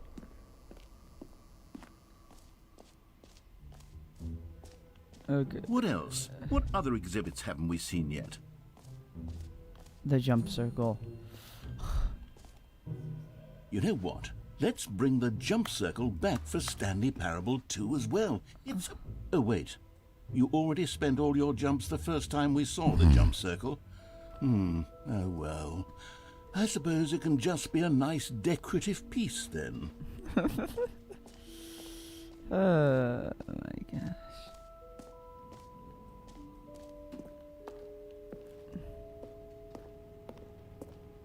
Whoa. Ah, collectibles.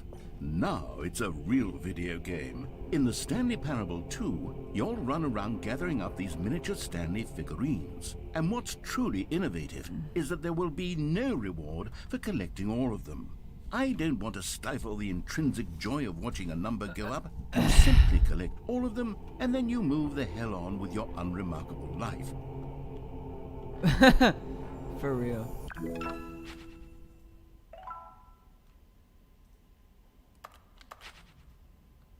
Okay. I'm going back in. Ah. God, it really is the worst when you collect everything in a video game and then they give you a big fancy reward for it. Absolutely tragic. Let's go. Let's do something. It is in fact a Minecraft cave noise. Oh goodness, Stanley, this is fairly awkward. I hate to do this, but before you leave, you really should go to the bucket exhibit. There's a bucket exhibit? There's a surprise I was going to spring on you later, and it involves the bucket. The and bucket? I really do hate to break the illusion, but it's important that you go see the bucket, okay? Okay. All right, I'll get out of your hair now.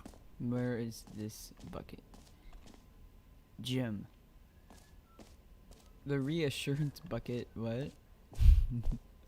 What? A common complaint of the Stanley Parable was that it was confusing and paradoxical, that it engendered a chaotic sense of reckless despair in those who played it. Well, I am happy to say that after much consideration, I've engineered a clever solution to this fundamental problem with the game. It's the Stanley Parable Reassurance Bucket. You see, Stanley, anytime you're holding the bucket, a sense of calm and ease will fill your mind and your heart. It's true. As long as you hold on to the bucket, the many disorienting contradictions of the Stanley Parable will feel perfectly normal and perhaps even comforting. You may even come to long for the gentle embrace of jarring cognitive dissonance while the bucket is in your arms. And to be honest, Curtis, it's a much oh my more gosh. convenient solution for me than actually The blue redesigning room the game to closet, be and less it was my uncomfortable. favorite. Can you imagine what a pain in the ass that would be? Whoa, Yes, the that's bucket not nice. is the perfect solution. Come on, give it a try. Dear. Can you feel it? The glow of comfort, even in the face of crushing despair, must already be sweeping through your I brain. have a And in bucket. fact, can I say that I do believe the bucket lends you an air of charisma as well? I think that just holding it has made you the slightest bit more attractive as a person.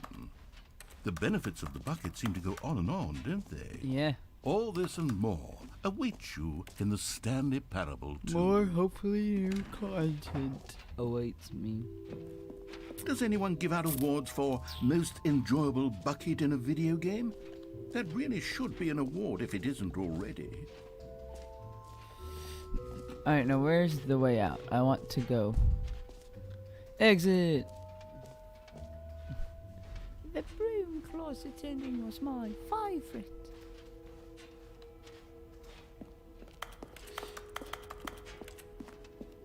Oh my gosh. Let's go. Let's get out of this mess. Haha.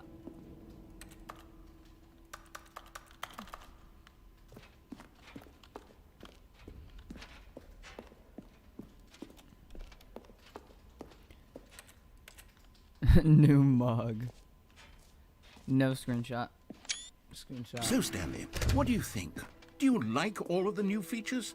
Yes, I know it's not exactly clear yet how exactly these features will come together as one single coherent video game, but I can feel it in my soul. It's going to work. There's definitely a good game in there somewhere. Say, let's do an experiment. I'll arrange these new features together, and we'll see whether or not it coheres into a meaningful gameplay experience. It's not gonna. Okay. Are you ready? Here it is. I give you the Stanley Parable 2.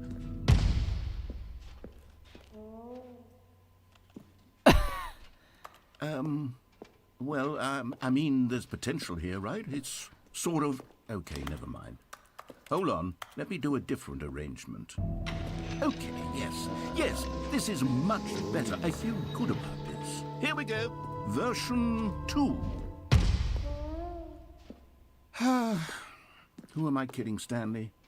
This isn't a coherent video game at all. It's a lot of gags. And I do very much enjoy creating gags, but they don't add up to anything. I wanted more than anything to create a sequel that would capture all the magic of the first game. I wanted fans to love it. No matter how good these gags are, they won't stand on their own. They would need the structure and the gameplay of the original. Yes! Wait, maybe that's it. I can take the original Stanley Parable and simply, well, insert a few of my new features into it. Tastefully, of course. With respect. With care for the vision and integrity of the original game. Would it possibly work? I suppose it could. But it would need a really, really tremendous title screen. A title screen that says with bold and uncompromising conviction, "This is the Stanley Parable 2. Let me see if I can whip something up. All right, perfect. Go ahead. Take a look. Okay. Quick to desktop. Begin the game. This is spooky. This is the story of a man named Stanley. Stanley worked for a company in a big building where he was employee number 427. Employee number 427's job was simple. He sat at his desk in room 427 and he pushed buttons on a keyboard. Orders came to him through a monitor on his desk, telling him what buttons to push, how long to push them, and in what order. This is what employee 427 did every day of every month of every year. And although others might have considered it soul-rending, Stanley relished every moment that Wait, the orders that's gave. exactly what we're doing. Though he had been made exactly That's for this exactly job, what we... and Stanley was happy. Exactly what we were doing. Oh my god. And then one day, something very peculiar happened. Something that would forever change Stanley. Something he would never quite forget. He had been at his desk for nearly an hour when he realized that not one single order had arrived on the monitor for him to It took follow. you an hour. No one had showed up to give him instructions, call a meeting, or even say hi. Never in all his years at the company had this happened. This complete isolation. Something was very clearly wrong. Shocked, frozen solid, Stanley found himself unable to move for the longest time. But as he came to his wits and regained his senses, he got up from his desk and stepped out of his office. What if I don't? All of his co-workers were gone. What could it mean? Stanley decided to go to the meeting room. Perhaps he had simply missed a memo. Stanley felt the bucket calling to him, begging him to pick it up. Why was he not doing it? Stanley picked up the bucket. Aha.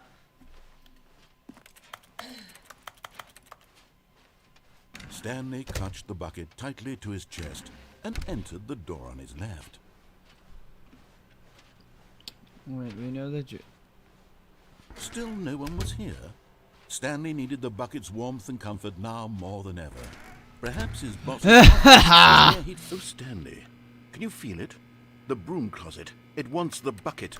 You can feel that, can't you? The aura of jealousy? It's as clear as day. This broom closet believes it deserves the bucket. I can really feel it now. It's a bucket. It belongs in a broom closet. That's what the broom closet is trying to say here. It's supposed to go with the other cleaning supplies. Good for you, Stanley. Don't give in. Don't hand over the bucket. I know how hard it must be, given the pressure that the broom closet is putting on your shoulders right now, but you have to be strong. This is your bucket. This is your companion and lifelong friend. You can't hand it over. Oh, no.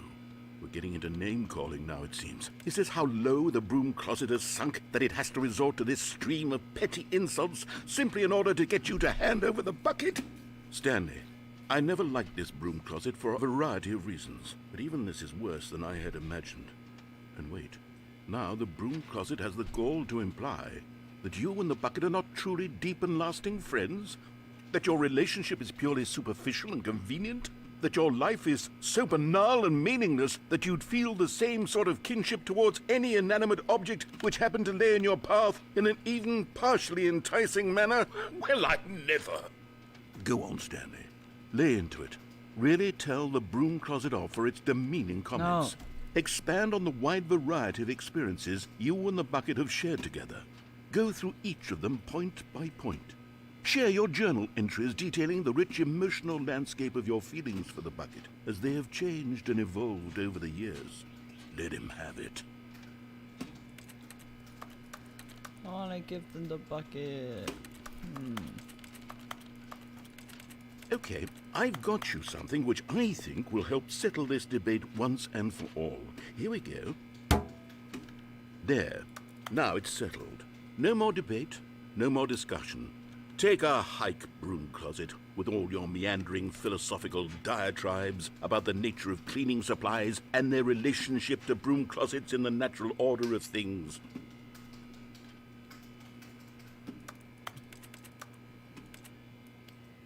Oh, All he right, put a sticker I've got a on it. second sticker back here, and I'm going to slap it on as well because I think it's appropriate. You see? I feel that it works because the sticker is also a bucket. That way, if you're ever unsure whether the thing you're holding is a bucket or not, you can look down at this sticker and say to yourself, ah, it's a bucket. This There really is is a a wide bucket. variety of applications for this sticker. Is there anything I can do here, Curtis? You know what? I could take the name-calling and the dismissal of your kinship with the bucket, but now the broom closet is just giving us the silent treatment. And to be honest, I'm sick of the pettiness on display. You can stay here all you like, but I've had it with this impetulant room of cleaning supplies. Easily the most childish such room I've ever been in. I'll see you outside, and we can get on with the story about you and your bucket.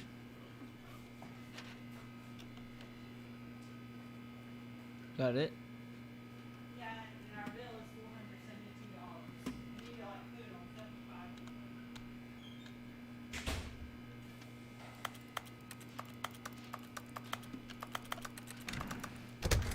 You keep saying Oh. that, but Haha. we're spending it as fast as we're getting. You realize that? I guess that's it. Okay. Like, when's Anyways. the- Coming to a staircase, Stanley and the bucket walked upstairs to the boss's office. Stepping into his manager's office, Stanley was once again stunned to discover not an indication of any human life. Crushed by the weight of this revelation, Stanley may have broken down into an emotional... But Stanley guessed the correct code by sheer luck. Was it that the bucket knew all along? Was the bucket guiding him? Yes, this is certainly the most logical explanation.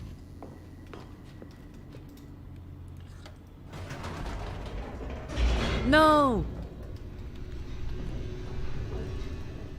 The collectible! The elevator raced downward, plummeting towards an unknown fate. It would be all Stanley could do to keep himself together, if not for the bucket. Soothing him, comforting him, reassuring that in this darkest moment of uncertainty, he would be all right. The bucket is here for you, Stanley. Everything will be fine. Stanley and the bucket walked straight ahead through the large door that read, Mind Control Facility. Although this passageway had the word escape written on it, the truth was that at the end of this hall, Stanley and the bucket would both meet a violent death. But of course, Stanley and the bucket thought better of it and realized they simply had too much to live for. The lights rose on an enormous room packed with television screens. What horrible secret did this place hold? Stanley and the bucket both wondered to themselves.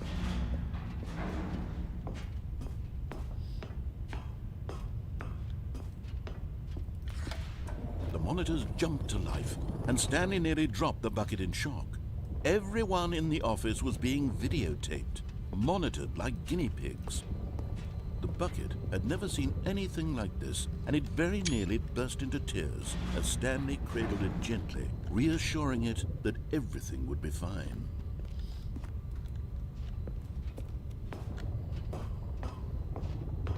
Lore.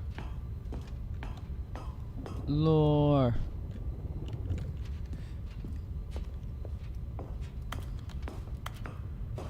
Huh, one of them is fired, huh? Was the bucket under the mind control facility's influence as well? Had the bucket been told to do things it didn't wish to do? What kinds of things does a bucket want to do Yeah, or not that want does to do suck. in the first place? This fortune says. These questions raced furiously in That's sad. Stanley's feeble mind. Streamlight is like stupid. No! He screamed into the bucket. He couldn't accept it. His own life in someone else's control? Never! He squeezed the bucket tighter. Yeah. His one friend in the entire world. At this point, he could trust no one except for the bucket. Huh? Go close the door to everybody. What? Coming over to check the air. That was random. 1 second. I have to close the door. It's closed. Okay. Where was I? Oh. But here was the proof. The heart of the operation. Controls labeled with emotions, happy or sad or content. Walking, eating, working, all of it monitored and commanded from this very place. And as the cold reality of his past began to sink in, Stanley decided Oh, jump back in the hole? Stanley and the bucket waited in blackness. Was it over? Yes, they had done it. Stanley and the bucket had defeated their greatest and darkest enemy, freed themselves from the tyrannical grip of the evil mind control machine. Freedom was now mere moments away. Excitedly, the two of them began to discuss the kind of life they wanted to live once they stepped through this massive door. The bucket wanted to learn to roller skate. Stanley wanted to sneeze in every country on Earth. Both of them wanted to begin watching a movie, any movie, but then stop it halfway through and begin watching it in reverse from the end. True, it was a simple life they envisioned, but it was one they'd lived together, with one another to lean on, to trust, to support. What? Wait. What was happening? Why had the door stopped? Was Stanley and the bucket not about to be freed? An unbearable silence filled the room, lingering in uncertainty, until finally the truth hit Stanley square in the face. This building did not want the bucket to leave. Even the facility itself recognized the incredible calming presence of the bucket, needed the soothing warmth of the bucket, would go to any lengths not to part with the bucket. No, no, no. Stanley can't leave this place. Not while he has such a precious bucket in his arms. Not while this building has anything to say about it. Stanley realized he would never again leave this very room. But at least he has the bucket. To be trapped eternally in darkness isn't really so bad, Stanley thought to himself. As long as I have my bucket with me, right? I'll be okay, won't I? Stanley gulped. Very soon now, he was about to find out.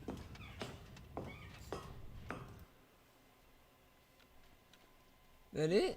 Oh my gosh, what? All of his co-workers were gone. What could it mean? Stanley decided to go to the meeting room. Perhaps he had simply missed a memo.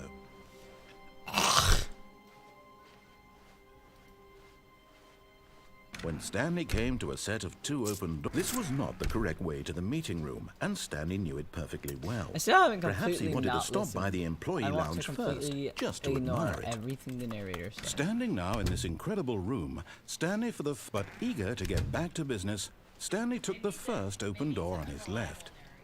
Ma'am? Maybe it's an unreliable narrator. Not from what I Stanley can was tell. so bad at following directions, it's incredible he wasn't fired years ago. You have to pay $5,000 if you Look, Stanley, die. I think perhaps we've gotten off on the wrong foot here. I'm not your enemy, really, I'm not. I realize that investing your trust in someone else can be difficult, but the fact is that the story has been about nothing but you all this time. There's someone you've been neglecting, Stanley. Someone? Really?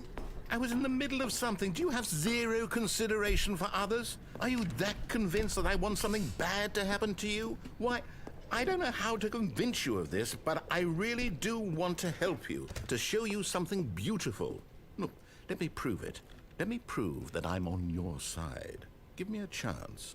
Now listen carefully, this is important. There's a bucket. Stanley walked through the red door. Bucket. Perhaps you misunderstood. Stanley walked through the red door. I still don't think we're communicating properly. Stanley walked through the red... All right, fine, go ahead, Stanley. You want to know so badly what's out there? You want to find out what lies at the end of this road you've chosen? Well, don't let me stop you. You see? There's nothing here. I haven't even finished building this section of the map, because you were never supposed to be here in the first place. Broken rooms, exposed developer textures. Is this what you had wanted? Was it worth ruining the entire story I had written out specifically for you? Do you not think I put a lot of time into that? Because I did. And in the end, it was all for nothing. Because this is what you wanted to see. Help me here, Stanley. Help elucidate these strange and unknowable desires of yours. What would have made this game better? What did you want to see? Vehicles? Skill trees? Work with me. You've given me absolutely nothing so far. Tell you what. Let me take a stab in the dark at a new design, and you can give me some feedback. There we go. A third option. This already feels leaps ahead of where we were before. Go ahead, Stanley. Take it for a spin. I'm never listening. Okay, I'm going to stop you there. Now, tell me about your experience with this new version. Would you say that the game benefited from allowing you more choices? Feel free to be honest. I'm looking for some real critical feedback here. Aha! You see, I knew I was onto something. Where do these flashes of inspiration come from? How did I know the game needed a third door? Well, it's instinct mostly, a calling in your gut. I really couldn't say where the idea came from, except that I felt it in my soul. You can't teach that, Stanley. Don't even try. Here, based on the data from your previous playthrough, I've compiled a new version. And Hey to be Google, perfectly stop. candid, I think I've knocked it out of the park with this one. Let's take a look.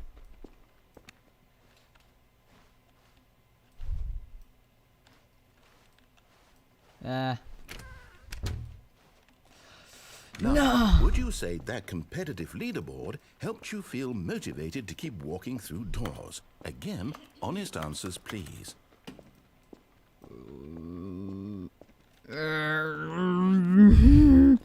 Hey, I nearly forgot. I've got a prototype of a new game I've been working on, and now would be a lovely opportunity to give it some play testing. You wouldn't mind taking a look at it, would you? Perfect. Let me boot it up.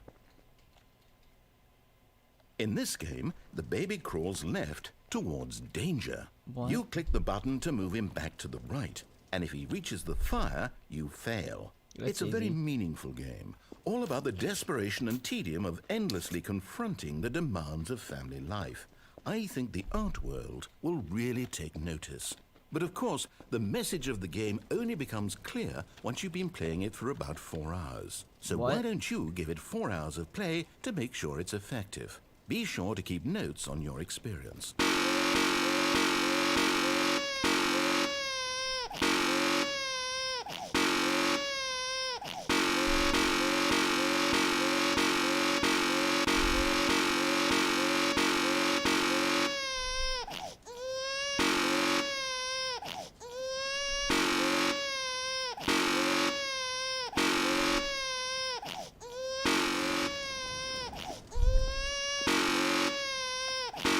I'm guessing it's actually for us. Let the baby burn.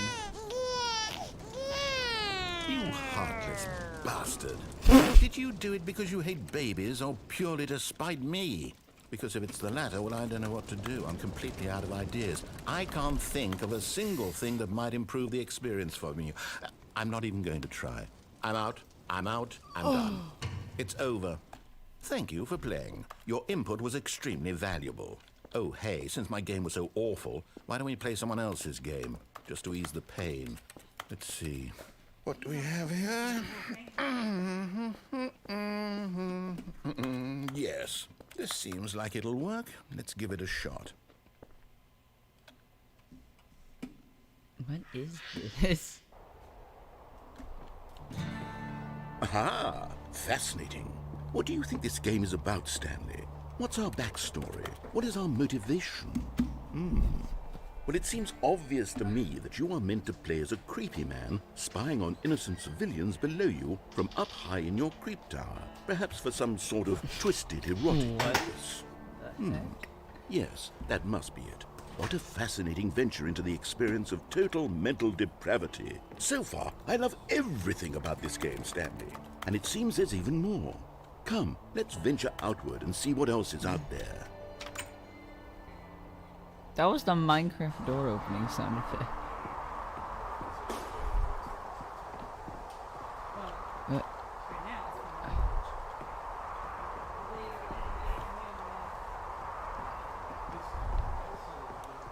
Oh, no. No, it can't be. It is. It's an open world game. Good God, quickly block it off. No. Thank goodness, Stanley. What a close call. You nearly wandered off into that thing. That big, open, just wandering around. No right or wrong directions. No path to follow. You can just go in any... Oh, thank heavens we avoided it. We're out of the woods now, Stanley. Okay, I'm going to get us out of here. Let's find another game. Preferably something with walls. Something with nice, big, insurmountable walls. Okay, I think this will be just the thing. Bear with me. This is my nephew Colton. I had to pick him up, so now he's my tag along. Wonderful. See, this is exactly what I had in mind. It's Just a nice Rocket big League. box for you to run around in. There isn't any possibility that you could get lost here. Now this is game design. Stanley, if you manage to get lost in this game, I will be phenomenally impressed. Curtis, how do I get lost in this game? Oh. Okay, so what exactly do we do here? Let's see. There are lots of cars here in the back, but obviously there's no racetrack. Okay, I'm seeing that there's a ball of some kind back here. Is this game sports ball? Stanley, I think it's sports ball. Oh, what fun. We shall run the bases and do a touchdown together. Yes, I think surely we must. Okay, Stanley, here's the ball. Have fun.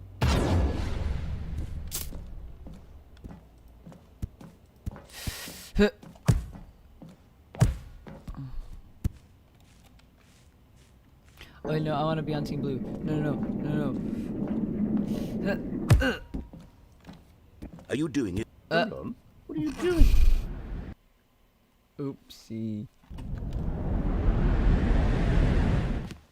Stanley, don't do that. I can't follow you there. I can't help you. How will you write a story without me? You can't do it. You know that. Stanley, come.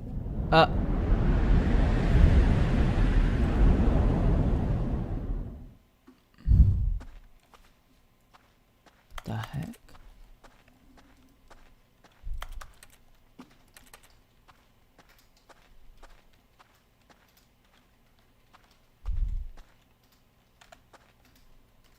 Horror thumbnail. I'm getting all the thumbnails I can. There's so many that could be for this game.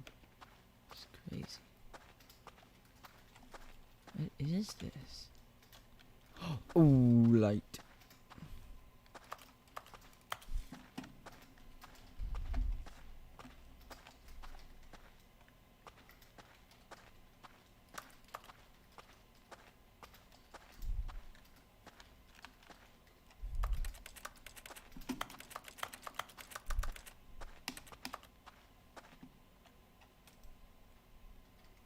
I wonder what he found.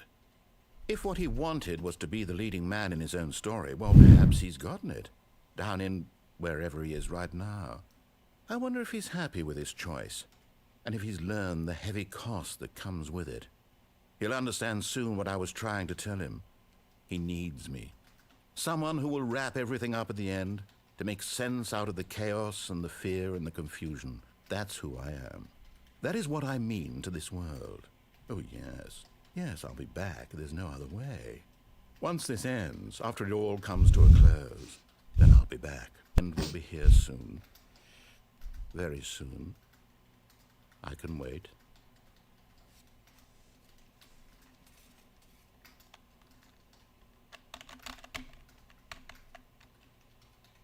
Don't you dare.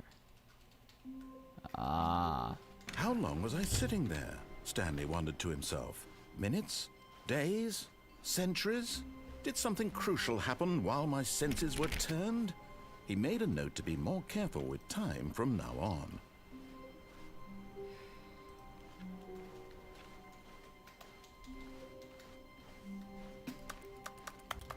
When Stanley came to a set of 2 open doors, he entered the door on his left.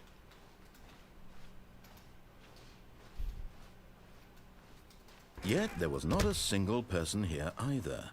Feeling a wave of disbelief, Stanley decided to go up to his boss's office. Coming to a staircase, Stanley walked upstairs to his boss's office.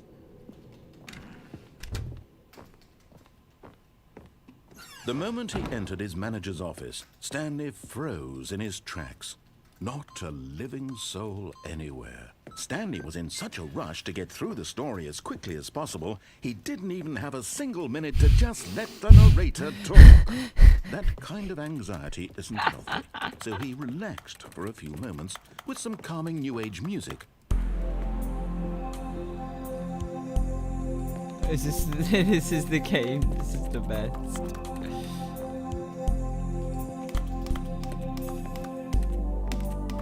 Feeling soothed and rejuvenated, Stanley calmly walked forward into the opened passageway.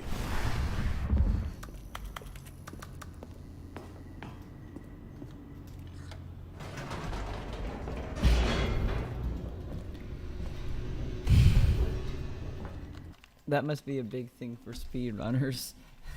Just that annoying, like... Stanley walked straight ahead through the large door that read Mind Control Facility. Where should I go, Curtis? What should I do?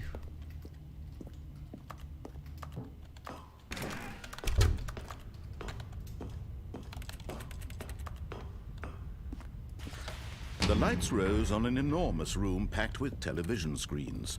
What horrible secret did this place hold? Stanley thought to himself. Did he have the strength to find out?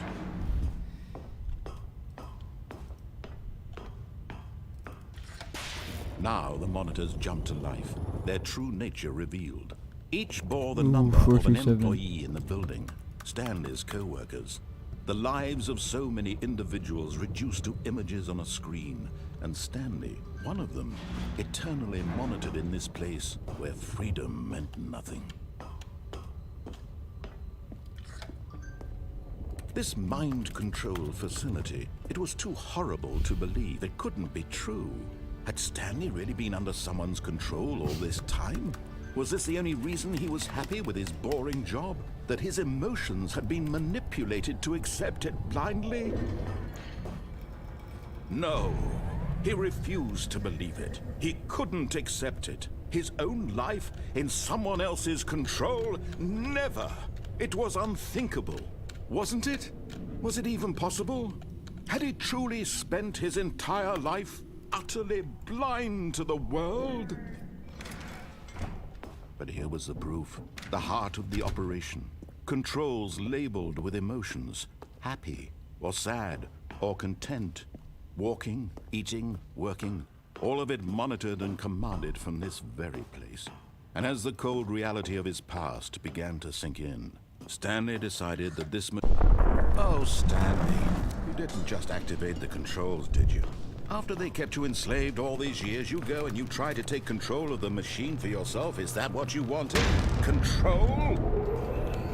Oh, Stanley, I applaud your effort, I really do. But you need to understand, there's only so much that machine can do. You were supposed to let it go, turn the controls off, and leave. If you want to throw my story off track, you're going to have to do much better than that. I'm afraid you don't have nearly the power you think you do. For example, and I believe you'll find this pertinent, Stanley suddenly realized he had just initiated the network's emergency detonation system. In the event that this machine is activated without proper DNA identification, nuclear detonators are said to explode, eliminating the entire complex.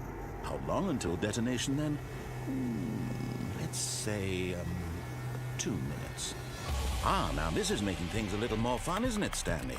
It's your time to shine. You are the star. It's your story now. Shape it to your heart's desires. Oh, this is much better than what I had in mind. What a shame we have so little time left to enjoy it.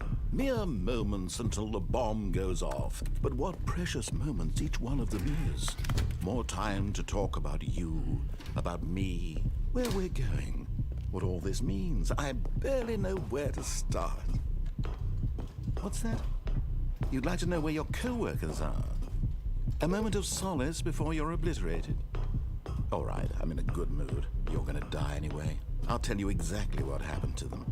I erased them. I turned off the machine. I set you free. Of course, that was merely in this instance of the story. Sometimes when I tell it, I simply let you sit there in your office forever, pushing buttons endlessly and then dying alone. Other times, I let the office sink into the ground, swallowing everyone inside, or I let it burn to a crisp. I have to say this, though, this version of events has been rather amusing.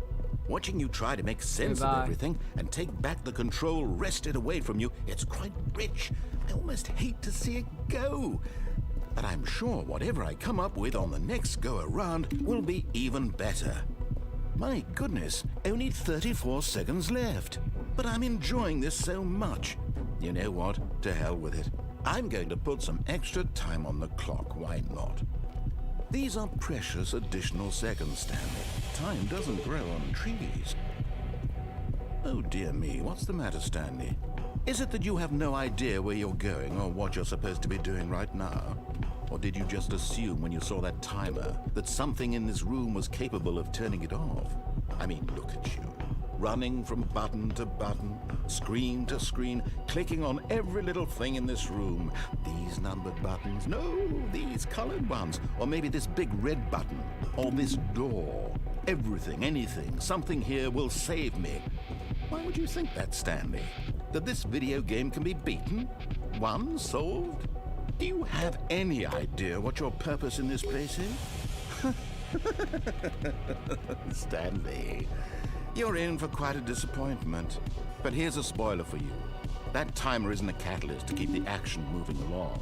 It's just seconds ticking away to your death. You're only still playing instead of watching a cutscene because I want to watch you for every moment that you're powerless. To see you made humble. This is not a challenge. It's a tragedy. You wanted to control this world, that's fine. But I'm going to destroy it first, so you can't. Take a look at the clock, Stanley. That's 30 seconds you have left to struggle. 30 seconds until a big boom and then nothing. No ending here, just you being blown to pieces. Will you cling desperately to your frail life, or will you let it go peacefully? Another choice. Make it count, or don't. It's all the same to me, all a part of the joke. And believe me, I will be laughing at every second of your inevitable life from the moment we fade in until the moment I say, happily ever after.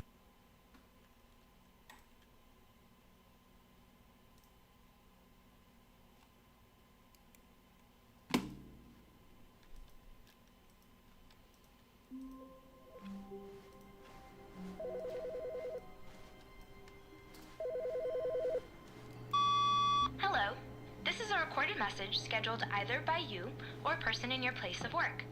The purpose of this message is to warn you about the dangers of recorded messages. If at any time you believe you are listening to a recorded message, please terminate it immediately and cease all flow of information from the recorded message into your perceptual sphere. Thank you, and have a pleasant day.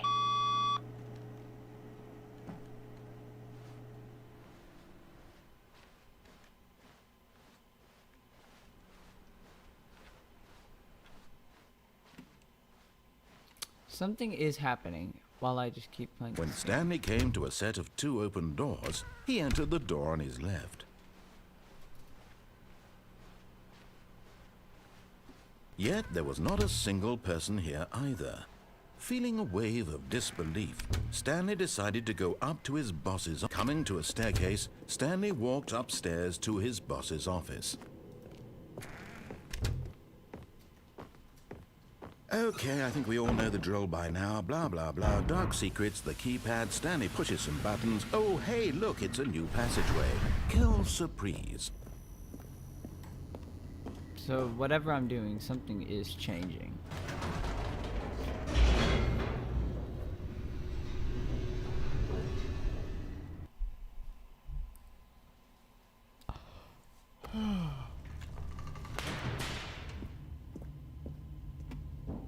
Stanley walked straight ahead through the large door that read Mind Control Facility.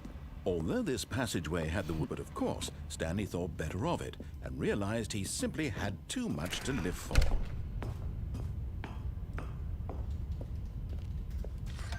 The lights rose on an enormous room packed with television screens.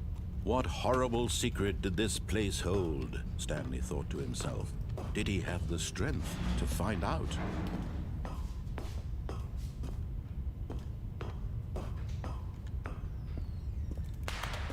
Now the monitors jumped to life, their true nature revealed. Each bore the number of an employee in the building, Stanley's co-workers. The lives of so many individuals reduced to images on a screen, and Stanley, one of them, eternally monitored in this place where freedom meant nothing. This mind control facility, it was too horrible to believe. It couldn't be true. Had Stanley really been under someone's control all this time? Was this the only reason he was happy with his boring job? That his emotions had been manipulated to accept it blindly? No. He refused to believe it. He couldn't accept it. His own life in someone else's control? Never. It was unthinkable. Wasn't it? Was it even possible? Had he truly spent his entire life utterly blind to the world? But here was the proof. The heart of the operation. Controls labeled with emotions. Happy, or sad, or content. Walking, eating, working. All of it monitored and commanded from this very place. And as the cold reality of his past began to sink in, Stanley decided...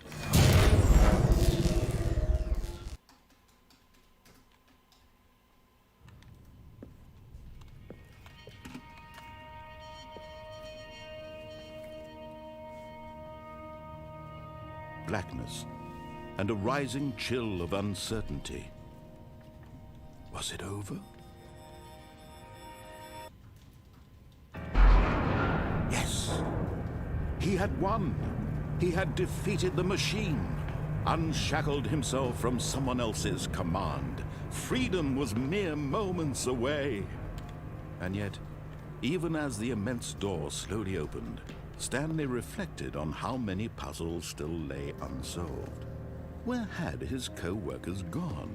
How had he been freed from the machine's grasp? What other mysteries did this strange building hold? But as sunlight streamed into the chamber, he realized none of this mattered to him, for it was not knowledge or even power that he had been seeking, but happiness. Perhaps his goal had not been to understand, but to let go. No longer would anyone tell him where to go, what to do, or how to feel. Whatever life he lives, it will be his. And that was all he needed to know. It was perhaps the only thing worth knowing. Stanley stepped through the open door.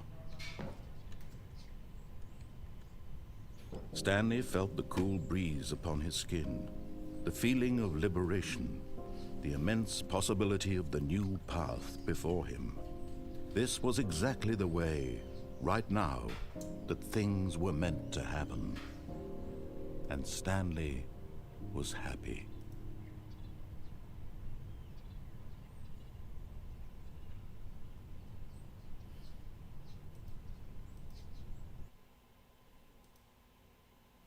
I did it. Okay. All of his co-workers were gone. What could it mean? Stanley decided to go to the meeting room. Perhaps he had simply missed a memo. Where's the new content?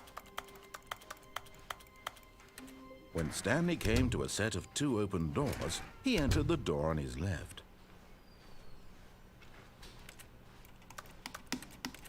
Yet there was not a single person here either.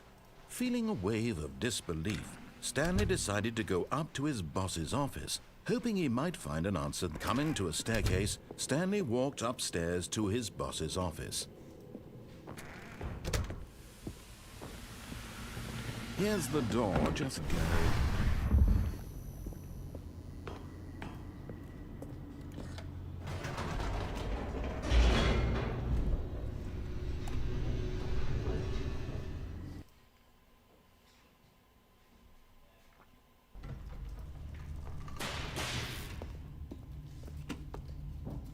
Stanley walked straight ahead through the large door that read Mind Control Facility.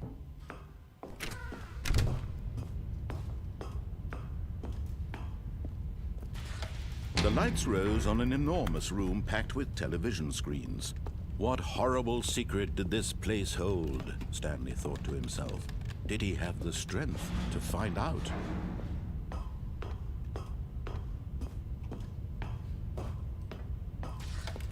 Now the monitors jumped to life, their true nature revealed. Each bore the number of an employee in the building, Stanley's co-workers. The lives of so many individuals reduced to images on a screen, and Stanley, one of them, eternally monitored in this place where freedom meant nothing.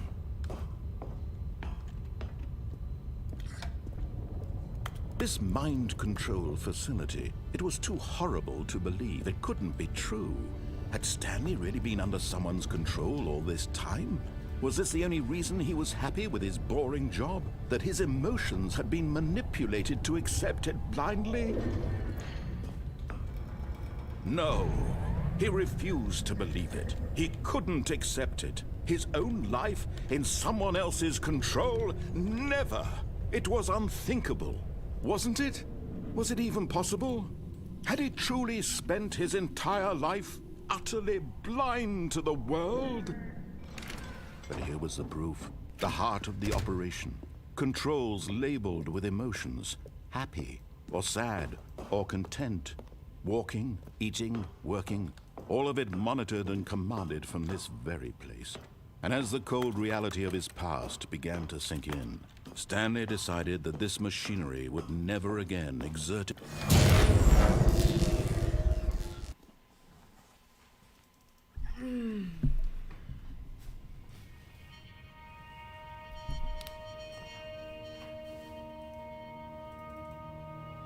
Blackness and a rising chill of uncertainty. Was it over? Yes. He had won. He had defeated the machine, unshackled himself from someone else's command. Freedom was mere moments away. And yet, even as the immense... I have an idea.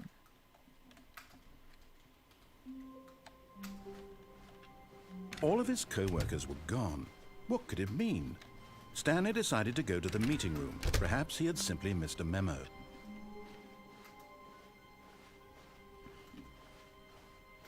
When Stanley came to a set of 2 open doors, he entered the door on his left. Yet there was not a single person here either. Feeling away...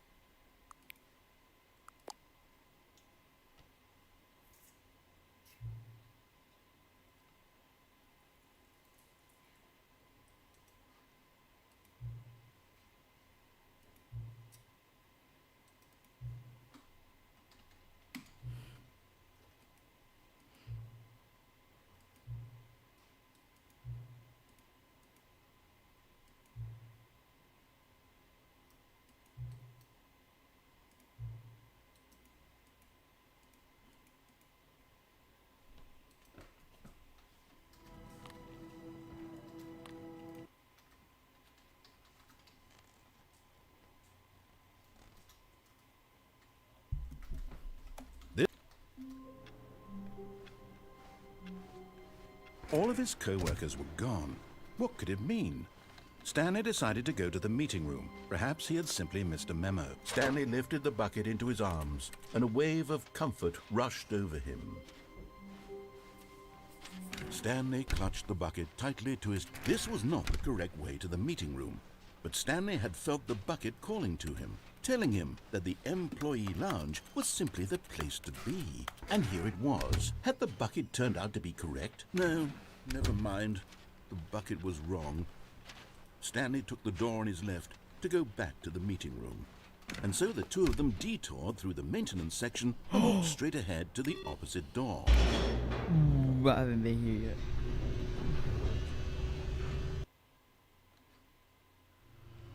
Oh, good Stanley. I'm glad you found your way here. I knew you'd find this place eventually. You see, your friends and I are concerned for you, Stanley. We've come together here because we care about you very much. It's this bucket you're carrying around everywhere. The bucket isn't even from the original Stanley Parable. It's just sequel content. We're the ones that matter, Stanley. Classic characters from the first game, like the Adventure Line and the Broom Closet. Because that's what fans want from a sequel. They want more of their favorite jokes, not this bucket that they've never seen before. Yes, I know I'm the one who gave you the bucket, but you're spending too much time with it. Don't you want another story involving the Adventure Line? We could make the Adventure Line go somewhere new. Yes, yes, that's what the fans want. Let's... Whee! Look at that wacky line. Who knows where it'll go off to next? Oh, and it played some silly music as well.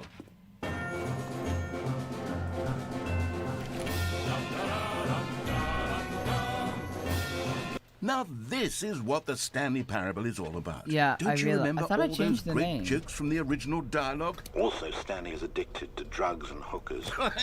Yes, it's as classic now as it was back then. Let's do it for the fans, Stan.